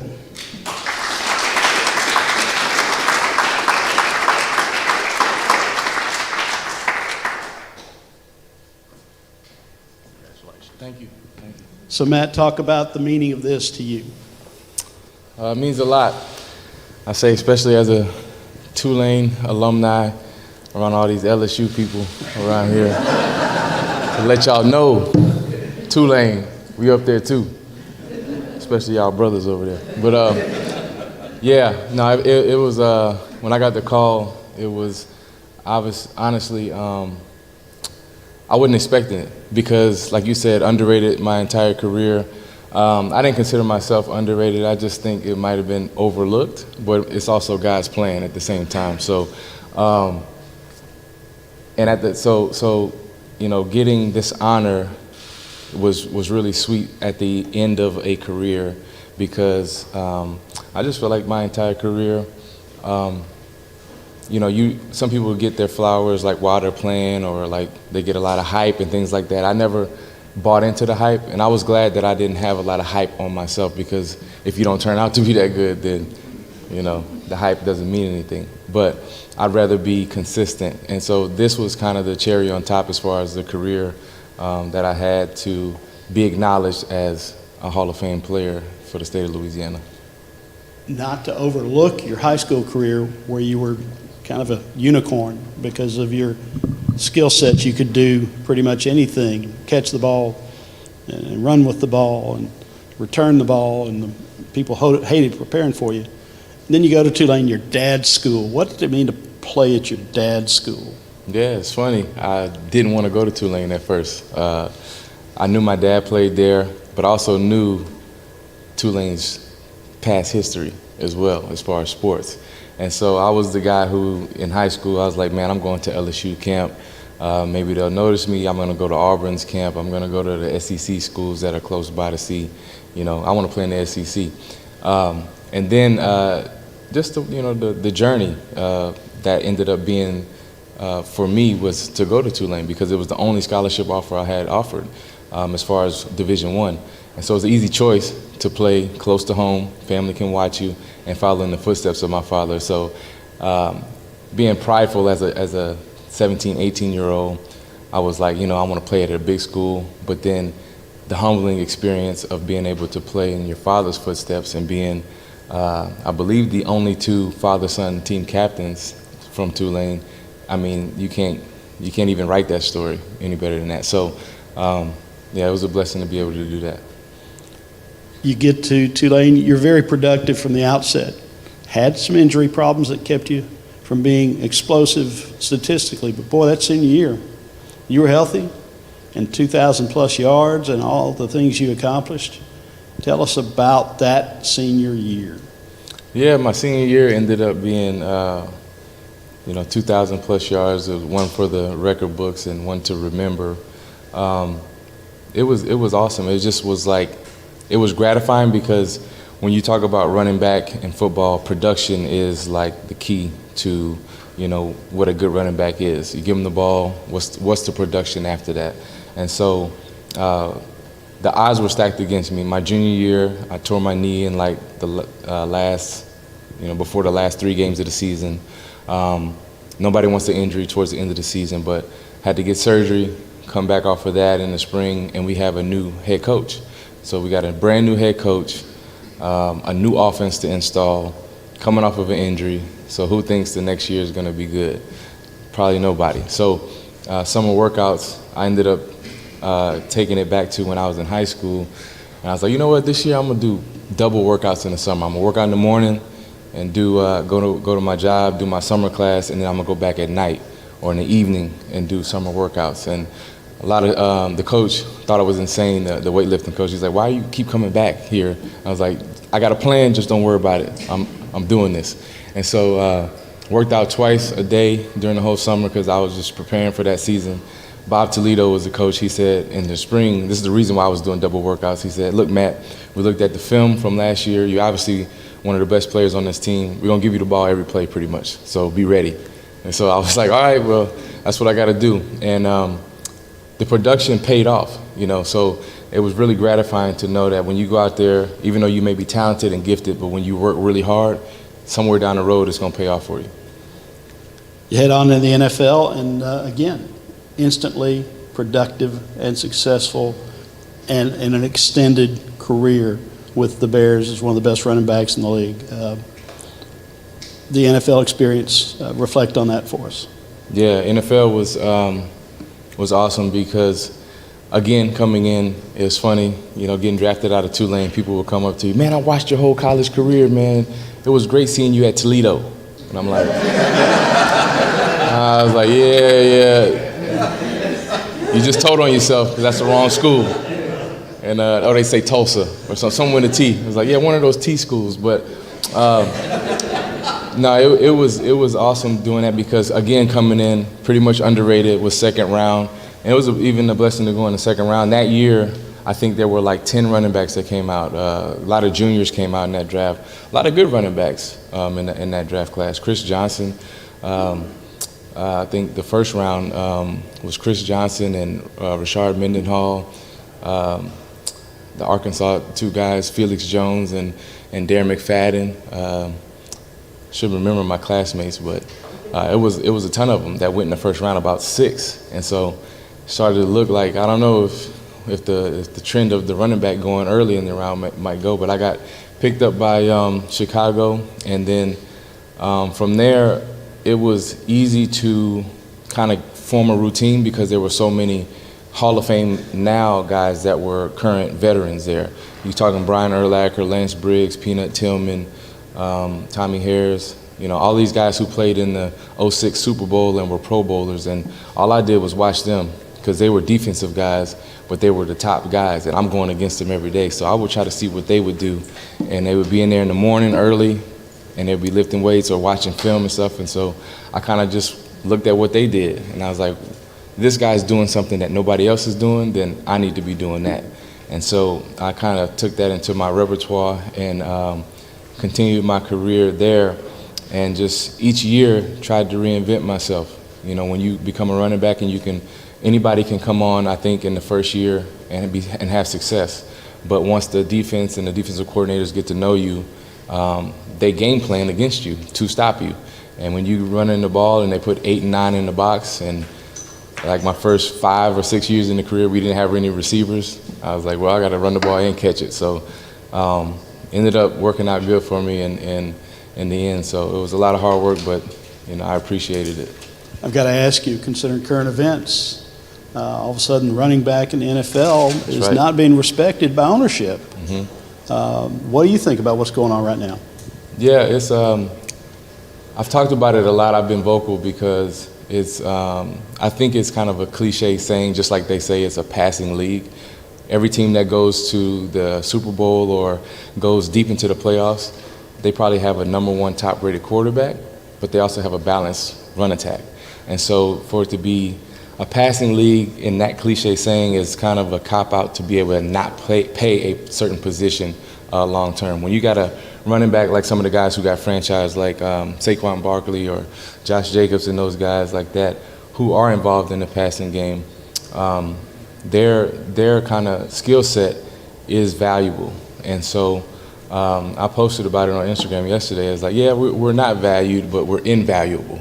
Because you can create mismatches, and I played under a guy named Mike Martz who had Marshall Faulk before I got there, and the running back position in that offense, if you're able to run routes and block and catch and do all that, you create mismatches for other guys on the field, and that's what great players do. It's not just about getting the ball. If you open up other people to have success, then the whole team is successful.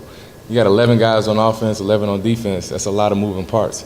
So you can't all do it at once. You need everybody to be able to be successful. So, yeah, I'm gonna keep talking about it. So running backs need to be paid, and if they got to hold out, you got to do that, and the fans can't be mad at them.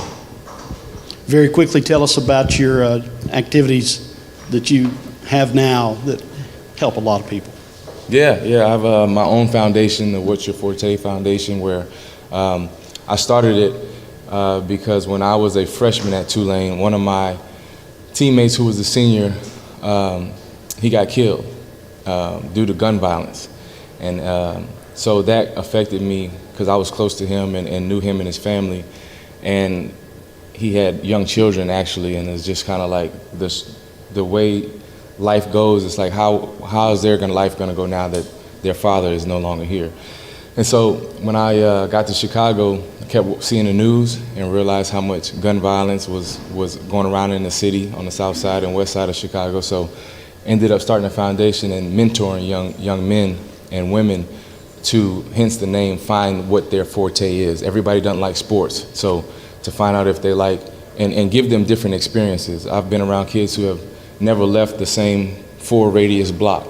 They've never been in downtown. They've never been to a nice restaurant. So to show them different experiences and inspire them to be something that they can see and actually see. So I've started that. And then I also work with 2 different ministries. One is a pro-athlete centered ministry that works with retired players as well as active to not go broke or be divorced after you leave the game, which is a bad statistic for football in general. And then a global ministry that does Bible translation. I just got back from Bulawayo, Zimbabwe, where we had a language launch, where there was a Bible that was outdated as far as the language. And so they updated the language, made it more contemporary, easier for them to learn, and we passed it out to them, and it was successful. Successful, that's a pretty good word. Ronnie?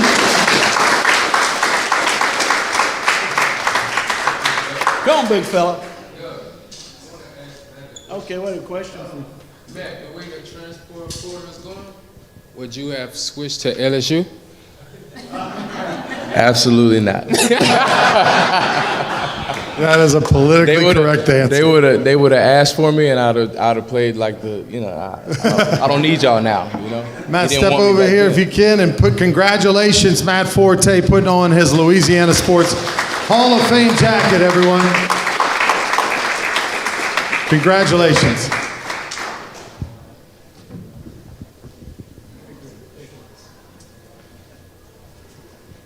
We just heard Matt talk about his activities after his competitive career, and Elena Beard's going to have to answer the same question because she's not just watching the paint dry. That's for sure. We know her here. Her parents are from Natchitoches Parish. Not big town Natchitoches, Ronnie, but small town Clucheville and Bermuda. But they moved up to Shreveport. They had a little girl. And Shreveport basketball has never been the same. She won 4 state championships at Southwood High School. High School All-American, Player of the Year in the state. Went to Duke after a big recruiting battle. National Player of the Year there. Goes to the WNBA, 4-time All-Star, WNBA champion. And throughout, she epitomized style and grace and class. She was the person, anytime there's a microphone, the team wanted her in front of that microphone. They wanted her out front because she represented them so well. She represents Shreveport and Southwood High School. She represents Natchitoches. She represents Louisiana, and she's getting her due in her first year on the ballot. Elena Beard.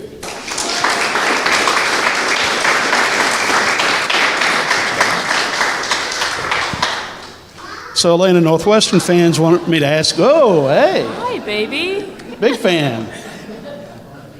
Northwestern fans would want me to ask about the 251-point wins that you guys hung on and won in the NCAA tournament your senior year. It was your senior year, I think it was. But anyway, okay. We're skipping past that. It's a painful memory for me. Okay. But let's go to Southwood. And 4 championships. And actually, Jimmy Watson wrote a beautiful story about you. Tell us about those Southwood years. Those Southwood years simply defined who I became. I picked up the basketball for the first time as a 8 or 9-year-old, playing with my brother and his friends, always the only girl out there. Quickly realized that I was really, really good when I started kicking their butts pretty much every single time we stepped on the court. But then I eventually decided to play organized ball in the 7th grade. I was a little too shy in the 6th grade to do it, but gained the confidence and the courage to try out for my team in the 7th grade, and that became just my journey. It became my love, especially when I understood that, my goodness, that I had an opportunity to take a burden off of my parents' shoulders, right? When I started to understand that basketball would be the vehicle to get me to where I eventually wanted to go. And it wouldn't have happened, obviously, without my parents and the foundations that they have instilled in me, but also with Steve McDowell, who was a legendary coach at Southwood High School. I knew I wanted to play for him simply because he had a championship culture already there. And so I had a desire to be a champion. And I knew that choosing Southwood would be hard. I knew that players there were a lot better than me, but that in itself motivated me to want to be one of the best.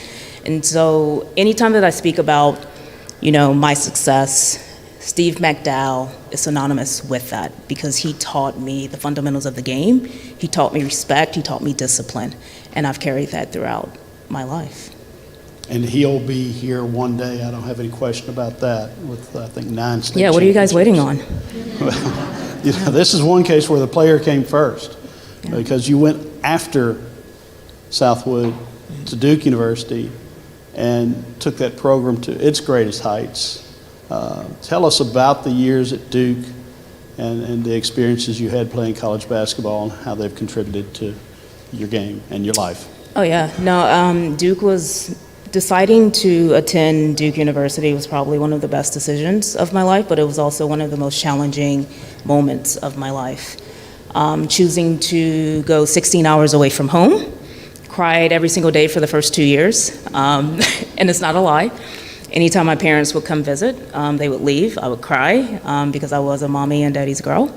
But I knew that choosing to go to Duke would prepare me for what and who I am today, right? It went beyond the court for me. And with that, I don't think I've ever chosen sort of the easy route. And so always thankful, always grateful that Duke came into the picture, right? Similar to Wendell's story, I wasn't highly recruited. Louisiana Tech was in my backyard. It was the culture that Steve McDowell sort of instilled at Southwood. And so I was supposed to go to Louisiana Tech, but I wasn't also highly recruited, but it wasn't until my parents allowed me to travel to Santa Barbara. I played 2 weeks for an AAU team in Santa Barbara, in which we played in one of the top AAU tournaments during the summer. Everyone, all of the coaches were there to see Diana Taurasi, Lindsay Whalen, Nicole Powell, all legends in their own right. But that's when Duke saw me. And that was the end of the story. So you're all of a sudden in the ACC, you're playing in one of the most storied arenas in any sport, Cameron Indoor. And you're, instead of playing high stakes games, championships in high school and the summer AAU travel circuit and that sort of thing, now you're playing in front of packed gymnasiums. How did you handle that transition? That was easy, right? It was, I was prepared. And I was confident in sort of the work that I had put in, but also confident in the work that my teammates and my coaches put in on a daily basis. So that was really easy for me. I think the hardest part was off the court, right? Immersing myself into a different culture. Being an extreme introvert, and figuring out how to get through that was pretty challenging. But when it came to being on the court, that was my safe space, and that's where I found comfort in doing what I did best and what I absolutely loved. So it eventually worked out. National Player of the Year, the Wade Trophy winner. Then you go on to professional basketball. Unfortunately, it had evolved then to an opportunity to not have to go overseas necessarily to play and make a career at it. You could play WNBA basketball and travel the country. So what was it like in those WNBA years? Oh, yeah. I mean, the WNBA was established in 1996, and before that, my role model was Reggie Miller. Don't ask me why, but it was. But I'm going to push back on not necessarily having to play overseas, but if you understand the profile of a WNBA player, we play 6 months internationally and 6 months domestically. I've been very fortunate to play in 27 countries because of the game of basketball, and that's something I don't take lightly or for granted. But it was one of the most amazing sort of experiences I've had. I had an opportunity to meet a lot of people from all over the world, and so it goes beyond sort of the awards and the accolades and the championships. It was the relationships that I was capable of building over the course of 20 plus years that I take the most pride in. So it was amazing. I was fortunate, and I had some great people supporting me throughout the journey. Again, here's somebody who has stopped dribbling, stopped the ball, stopped, but your life is certainly not. Tell us what you're involved in now and what keeps you going every day and what you're doing. Oh, yeah. I officially retired in January of 2020, in which about a month after announcing that retirement, which was by mistake, and it was on the Tim Fletcher show, he put me on the spot, and I was like, I can't lie, but no, I'm not going to play another year. I transitioned to the venture capital space where I was a senior associate for Silicon Valley Bank Capital. And it was through that process that I, again, never chose the easy path. I could have easily gone into coaching because I love mentoring, I love teaching, but that to me was low-hanging fruit, and I've always wanted to challenge myself to do it a little differently. And so as I was sort of pursuing sort of the venture capital route, I was also simultaneously building out the 318 Foundation, which is the area code of Shreveport, Louisiana. And it was always my mission to establish a sustainable model for the community. I could have easily lended my name and my face while I was playing to an organization, but I was always sort of cognizant of not just lending my NIL to an organization without having my hands in on it. And so in 2020, I eventually established the foundation, which is now focused on closing that opportunity gap for girls in underserved communities. Very fortunate to be backed by the Andre Agassi Foundation for Education in the sense that they kind of understand this vision of me wanting to sort of bring or leverage the relationships that I've been able to build to bring those into the community of Shreveport for these young women. On top of the mentorship, we curate life-changing experiences. About 2 weeks ago, we were able to bring 2 young women from the 318 Foundation to Washington, D.C., where they participated in a leadership academy. It was their first time out of Shreveport, their first time on a plane, their first time taking an escalator, their first time in Marshalls. I can't begin to explain how rewarding that was to give them what I've been able to receive over the course of my journey. And we're starting in Shreveport, but the goal is to scale it throughout Louisiana, but on a national scale as well. Well, today you're going to receive Thank you. something else. Big Ron? All right, Elena. Congratulations. I think it's going to be a perfect fit. We look forward to putting this jacket on you. I hope it's a perfect fit. He took my measurements. If not, it's onto- James's fault. Congratulations, Elena Beard, putting on our Hall of Fame jacket, 2023. Congratulations. I do want to point out that Elena's shirt is Duke blue. She was a little concerned when she saw the color swatch and says, that sure looks like Carolina blue. But it looks darn good on you. Congratulations. Our next inductee is a guy who we've already heard about, heard a story on. Ronnie and he are thick as thieves, and I shouldn't say thieves. No telling what y'all did that night in Vegas. They make movies about Vegas. But Paul Byrd had the single most remarkable season of LSU baseball pitching that there's ever been, with 17 wins, both as a starter and a reliever. He led the Tigers to the World Series a couple of times and goes into the major leagues and just lasts 14 years as a pitcher. That does not happen, but it did.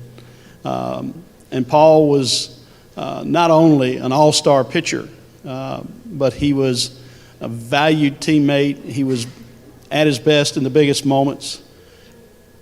And he has stayed in baseball in a different way than Wash.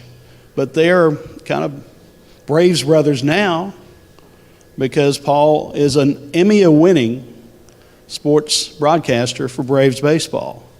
He was voted by Major League writers as the good guy in Major League Baseball as a player, and nothing has changed since. Louisiana Sports Hall of Famer, Paul Byrd.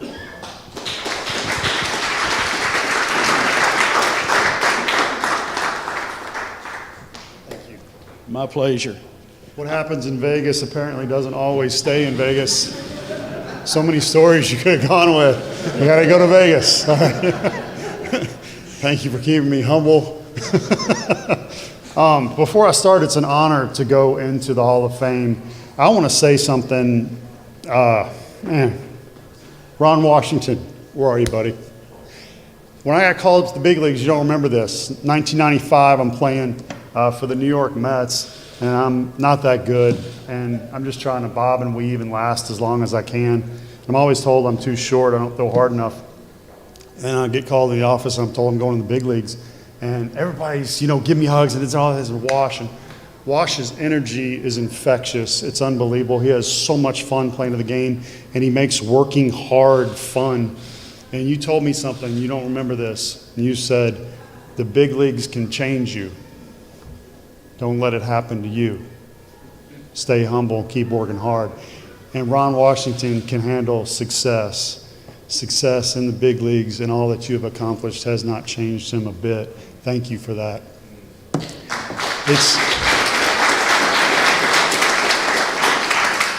As a pitcher that's had multiple reconstructions on his shoulder, Tommy John, a huge bone chip taken out of the elbow, all sorts of stuff, I want to give a shout out to Paul Maneri. I have never seen you ruin a college pitcher's arm to win a game. That says unselfishness, and I've always respected that, and it's an honor to go into the Hall of Fame with you. You're a great winner, and this means a lot to me.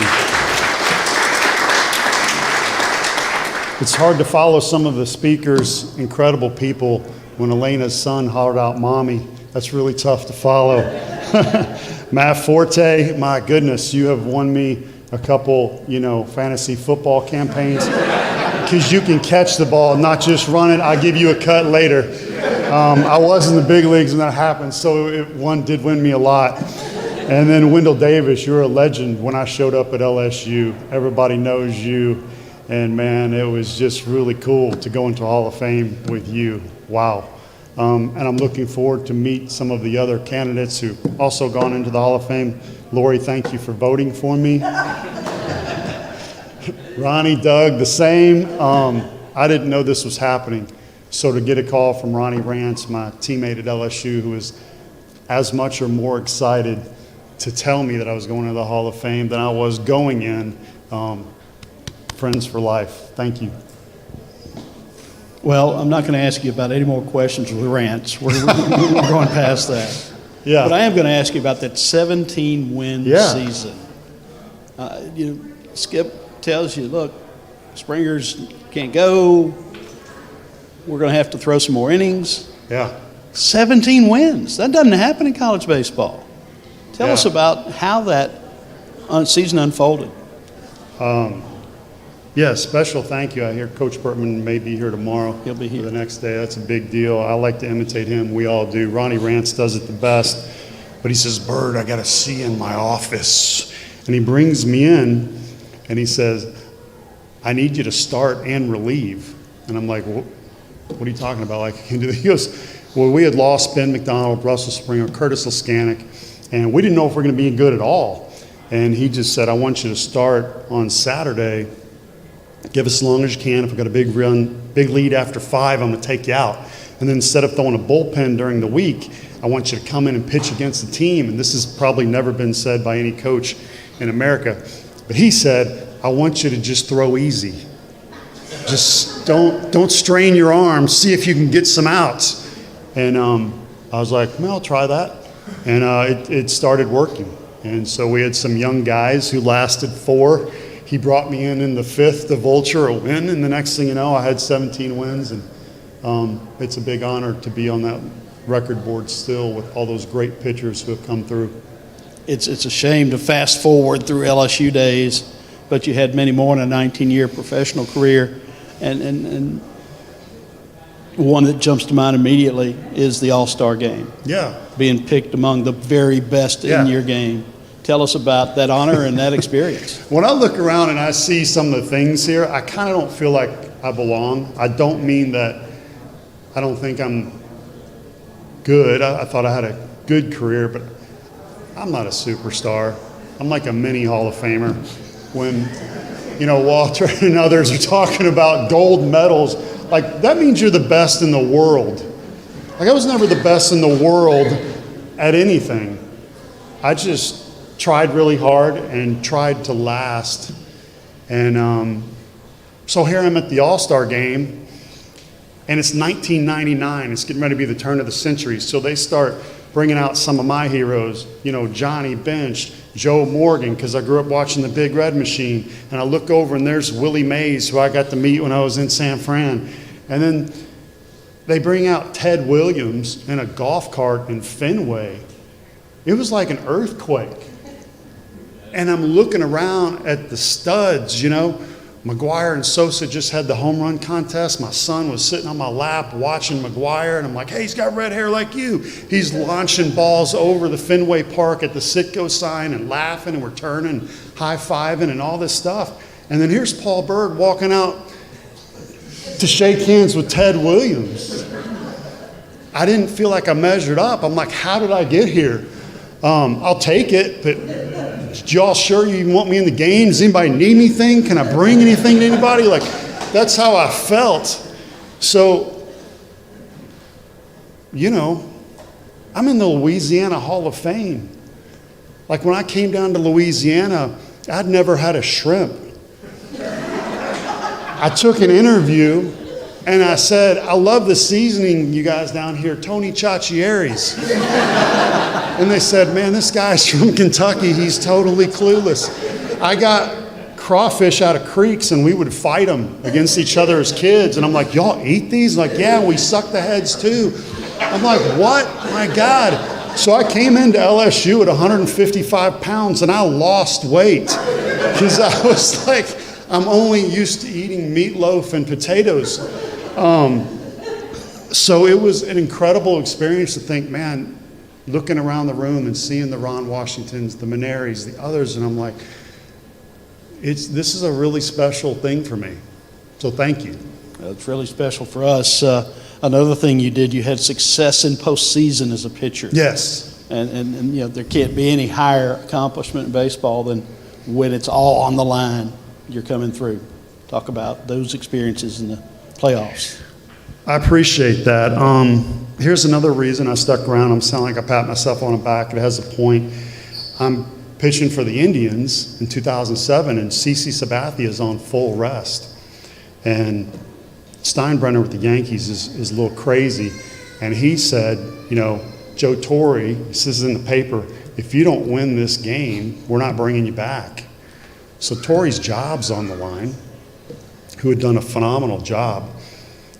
And CeCe Sabathia is on full rest, and he's going to win the Cy Young that year. And Eric Wedge calls him in the office, and he said, we're giving you the ball. And I was like, what? And I'd won 15 that year, but my ERA is like a 4.5, and I limped into the playoffs. I struggled in September. And CeCe, big lefty that throws 100 at the time, young, I'm old, I'm beat up, and I'm like, what are you doing? I'm like, are you sure? He goes, hey, you've helped a lot of guys on this team. And he goes, so-and-so wouldn't be as good. You taught so-and-so to change up, you this and that. He goes, you've earned this.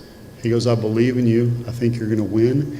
And we're going to get to start CeCe against the Red Sox in the next series. Handed me the ball. And I'm going to start the next day. And I walk out of that locker room, and there's all my teammates. And they start giving me 5, and they start hugging me, and I'm like, it's on. And so I win the game. I just pitched 5 innings, 5 and dive. Didn't do that well. They gave me player of the game, and I'm like, man, this is another moment like the All-Star game. I just beat the Yankees in Yankee Stadium, and Torrey's losing his job. They offered him a 1-year deal instead of a 3-year deal. He didn't take it, and I met with Torrey afterwards, years down the road, and we laughed about it, so it was a good time. The game hadn't let you go. You've transitioned from pitching to being an award-winning broadcaster, being able, as you've been able to watch Wash and the Braves have such great success. Yeah. Reflect on your involvement with baseball now. I'm going to brag on you for one more time. He's my favorite interview on the team. You saw why. But here's something you may not know, and you've never heard of this either. Ron Washington hits fungos, and there's nobody better, and he teaches the backhand and the forehand and how it comes at you, and he teaches you how to read hop. He knows who to get on. He knows who to love. Put his arm around him. I've never seen this in sports. People from the other team will come and work with him on game day. And I'm like, you can't be working with some guy from the Dodgers. We're getting ready to play them, man. And he said, no, I'm an ambassador of the game. He goes, I'll help anybody that wants to come to learn. He goes, this includes the people in the front office whose kids are 8 years old. He's the first one on the field. He'll be there at 1 o'clock. He'll meet whoever and work with whoever. And I'm like, I'm an ambassador of the game. People think it's boring. It's not boring. It's the best game in the world. You just don't understand it. And I feel like my job is to be the ambassador of the game. My job is to present Ronald Acuna and all of his crazy energy, and somebody from out of the country, as it is somebody like a Nick Markakis, who's called the boring pro. I couldn't pull a smile out of him for 3 months, but it's like my job was to capture people and reflect and show everybody how fun baseball is and be an ambassador of the game.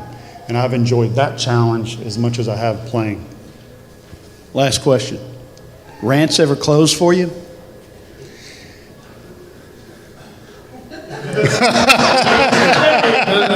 This is a true story. I was pitching against McNeese. Okay. We were playing a midweek game. I was a freshman. You were a junior. We had when I left, we had the lead. You came in relief. I got a no decision, Coach. That's all I'm just going to say. Paul, I think a ball hit the scoreboard. That was that game. Yeah, 2 homers in a row. I told you I wasn't that good. You didn't have to vote for me. You didn't need to. You had all the votes you needed. Rance is now closing for you today. All Ronnie, right. close him out here. All right, it's my pleasure. Please welcome, putting on his Hall of Fame jacket, Hall of Famer from LSU, Paul Bird.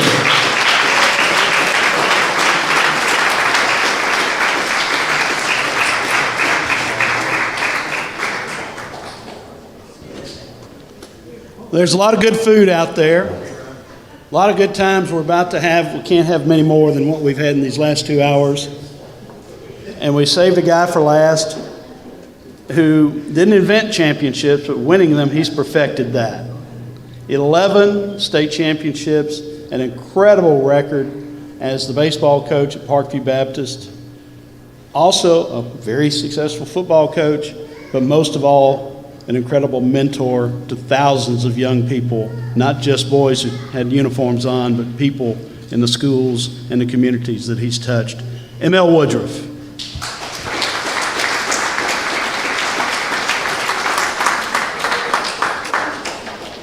Congratulations. Thank you. So, M.L., what's your reaction to this moment? This is unbelievable. This is incredible. So grateful to be going in with this class. 4 baseball guys, a high school baseball coach. Unbelievable. It's been a year long, and I've told my family, I said, it's been so much fun, but I can't wait till Monday. I can't wait till Monday. I've talked to Ronnie Rance, and people from the Louisiana Sports Hall of Fame have been so thankful, grateful to us, and so helpful, and y'all made it easy. So it's been wonderful. Well, like Rance and setting up a picture, you try to set the table for what's about to happen. We're celebrating you and these other inductees. How did you get into coaching in the first place? Well, I never wanted to. I wanted to be an elementary PE teacher. I have a PE major. I wasn't even a kines major. It was PE. I love little kids, enjoyed little kids because I was always scared of older kids because my craving is lacking being disrespected. So I always thought that older kids would not listen to me or do what I wanted to. So the reason I got into coaching, Doug, is because I needed a job. Worked out pretty well. Well, yeah, it did. Yeah. You also coached football. I was not a great football coach. I coached for Leon McGraw, and he offered me the football job back in the day, and I said, no, thank you, sir. But baseball worked out pretty well. Now, going back in your baseball career, you were a freshman at LSU on the baseball team with another freshman. And here we both are today, Paul Maneri and M.L. Woodruff. Yeah, when we went in, after the announcement, Paul was so gracious. He came up to me at the pairing party for the golf tournament and said, M.L., we're in the locker room at LSU, Alex Box Stadium. And he says, somebody walks in and says, 2 of you guys are going to go in the Hall of Fame. He says, do you think they'd have picked us? I said, absolutely not. Absolutely not. So when Paul came back to LSU to coach the Tigers, that had to be pretty wonderful for you to reflect and share those memories again. Yeah, it was fun. I kept up with him. We saw each other at the ABCA at conventions, and we got a chance to check in and stuff, so I kept up with him. So it was a special time for him to come back. One of the amazing stats is your teams were undefeated in semifinals and finals. Never lost a semifinal or a championship game. What's the secret? I'm not sure. We've talked about those kind of things and how does that work, and I think it was preparation. I think it's 90% of what happens on the field occurs off the field. So I think it was the preparation for those events, and there were some times in 1990 we lost the game to Torlings Catholic, which we should have lost. Which we should have won. And after the game, I said some things to the young men that I shouldn't have said. So, Doug, after that, I wrote a get beat speech. So if we lost in a playoff game, in a state championship game, or a state semifinal game, I never had to use that speech. So I guess I should have wrote that speech earlier. Glad you still have it. Don't use it. You don't need it. There were several times I thought I was going to I pulled it out and read it just in case I needed it. I wasn't sure we were going to win. So what did you play, and what position did you enjoy? What phase of the game did you enjoy coaching the most? I enjoyed coaching pitchers. I pitched at LSU. At least that's what they called it back in those days. We didn't have a real baseball program, and LSU didn't care about baseball at that time. But I got a chance to walk on, and they kept us the whole fall. It wasn't a one-day tryout.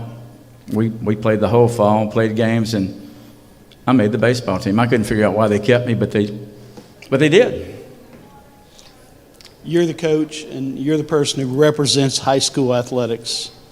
Tell us about the importance in today's world of high school athletics. Well, the reason I'm up here is because of Robin Fambro, because Robin cares about high school sports. And she wrote articles about us on the way up. And if it wouldn't be for her, I certainly wouldn't be standing here today. So, the part of high school sports is still there's a lot of lessons to be taught. So while I never wanted to coach, I felt that God gave me the ability to look inside the bodies of young men and find a Paul bird that could throw, find somebody that could do some other things, but not only skills and development in that area, but also the heart of a man. And while you saw things that you could draw out, at the same time you saw things that weren't right, and the opportunities to be able to teach those young men to do things the right way. So, I mean, there's stories about baseball fields and me keeping up fields and picking up rocks and all those kind of things. So I don't know what I would do today on a turf field. I got no shot. I mean, we taught life lessons about how to pick up rocks, because every rock you picked up could cost you a district championship. So we'd line them up, shoulder to shoulder, go across the field and pick up rocks. And the next day, we'd do it again. And the players would say, "Are you putting rocks in the field?" Well, the field was built by someone that got in trouble with the law, and he delivered dirt on the field, and we just spread it and had a lot of rocks in it. And every time it rained, those rocks came up. So your career ends, you decide to hang it up, but like every other inductee here, you've not stopped making a difference. What are you doing now? Talk about it. Well, in about 2007, we had won like 8 state championships, and some things were going on in life, and I started thinking about what could be next. And I was in my office crying out to God and said, what is next? Is it another state championship? And I felt in my spirit like I'm not done with you yet. So I didn't leave coaching because parents ran me off. That probably would have happened the next year or two, but it didn't happen at that time. I felt the call of God to go into sports ministry. And in sports ministry, I learned so many things I wish I would have known about coaching. So if I ask this question, which I won't, does God care about sports and does he care about winning? Most of y'all would say absolutely not. So my question to myself when I got out of coaching was, did God care about anything that I did in coaching? And I couldn't answer that question. But on this day, after being in sports ministry, I say he absolutely does. There's nothing that he doesn't care about. He cares about those arms you throw it with, and he cares about those injuries and all the things that are involved in the game. And he cared about me as a coach being able to bring out the best in young men for his glory. So I say absolutely he does. Well, one thing we get to do every year is celebrate excellence and provide encouragement. We have the clinic. We try to do things that help the community, and you and each of these inductees have done that. We have one more piece of business. Ronnie? Coach, congratulations. And another little trivia.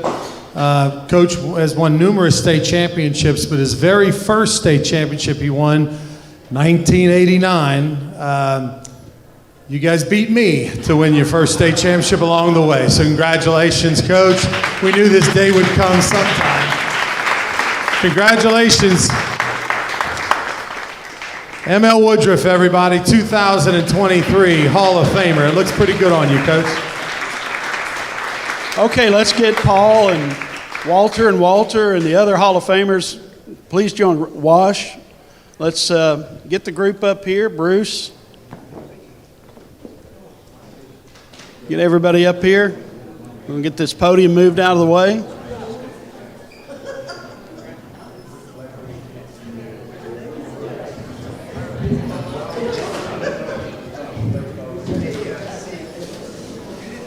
We'll bring another one in tomorrow with Eli Manning showing up a little late, but he'll be here. Ladies and gentlemen, Louisiana Sports Hall of Fame class of 2023.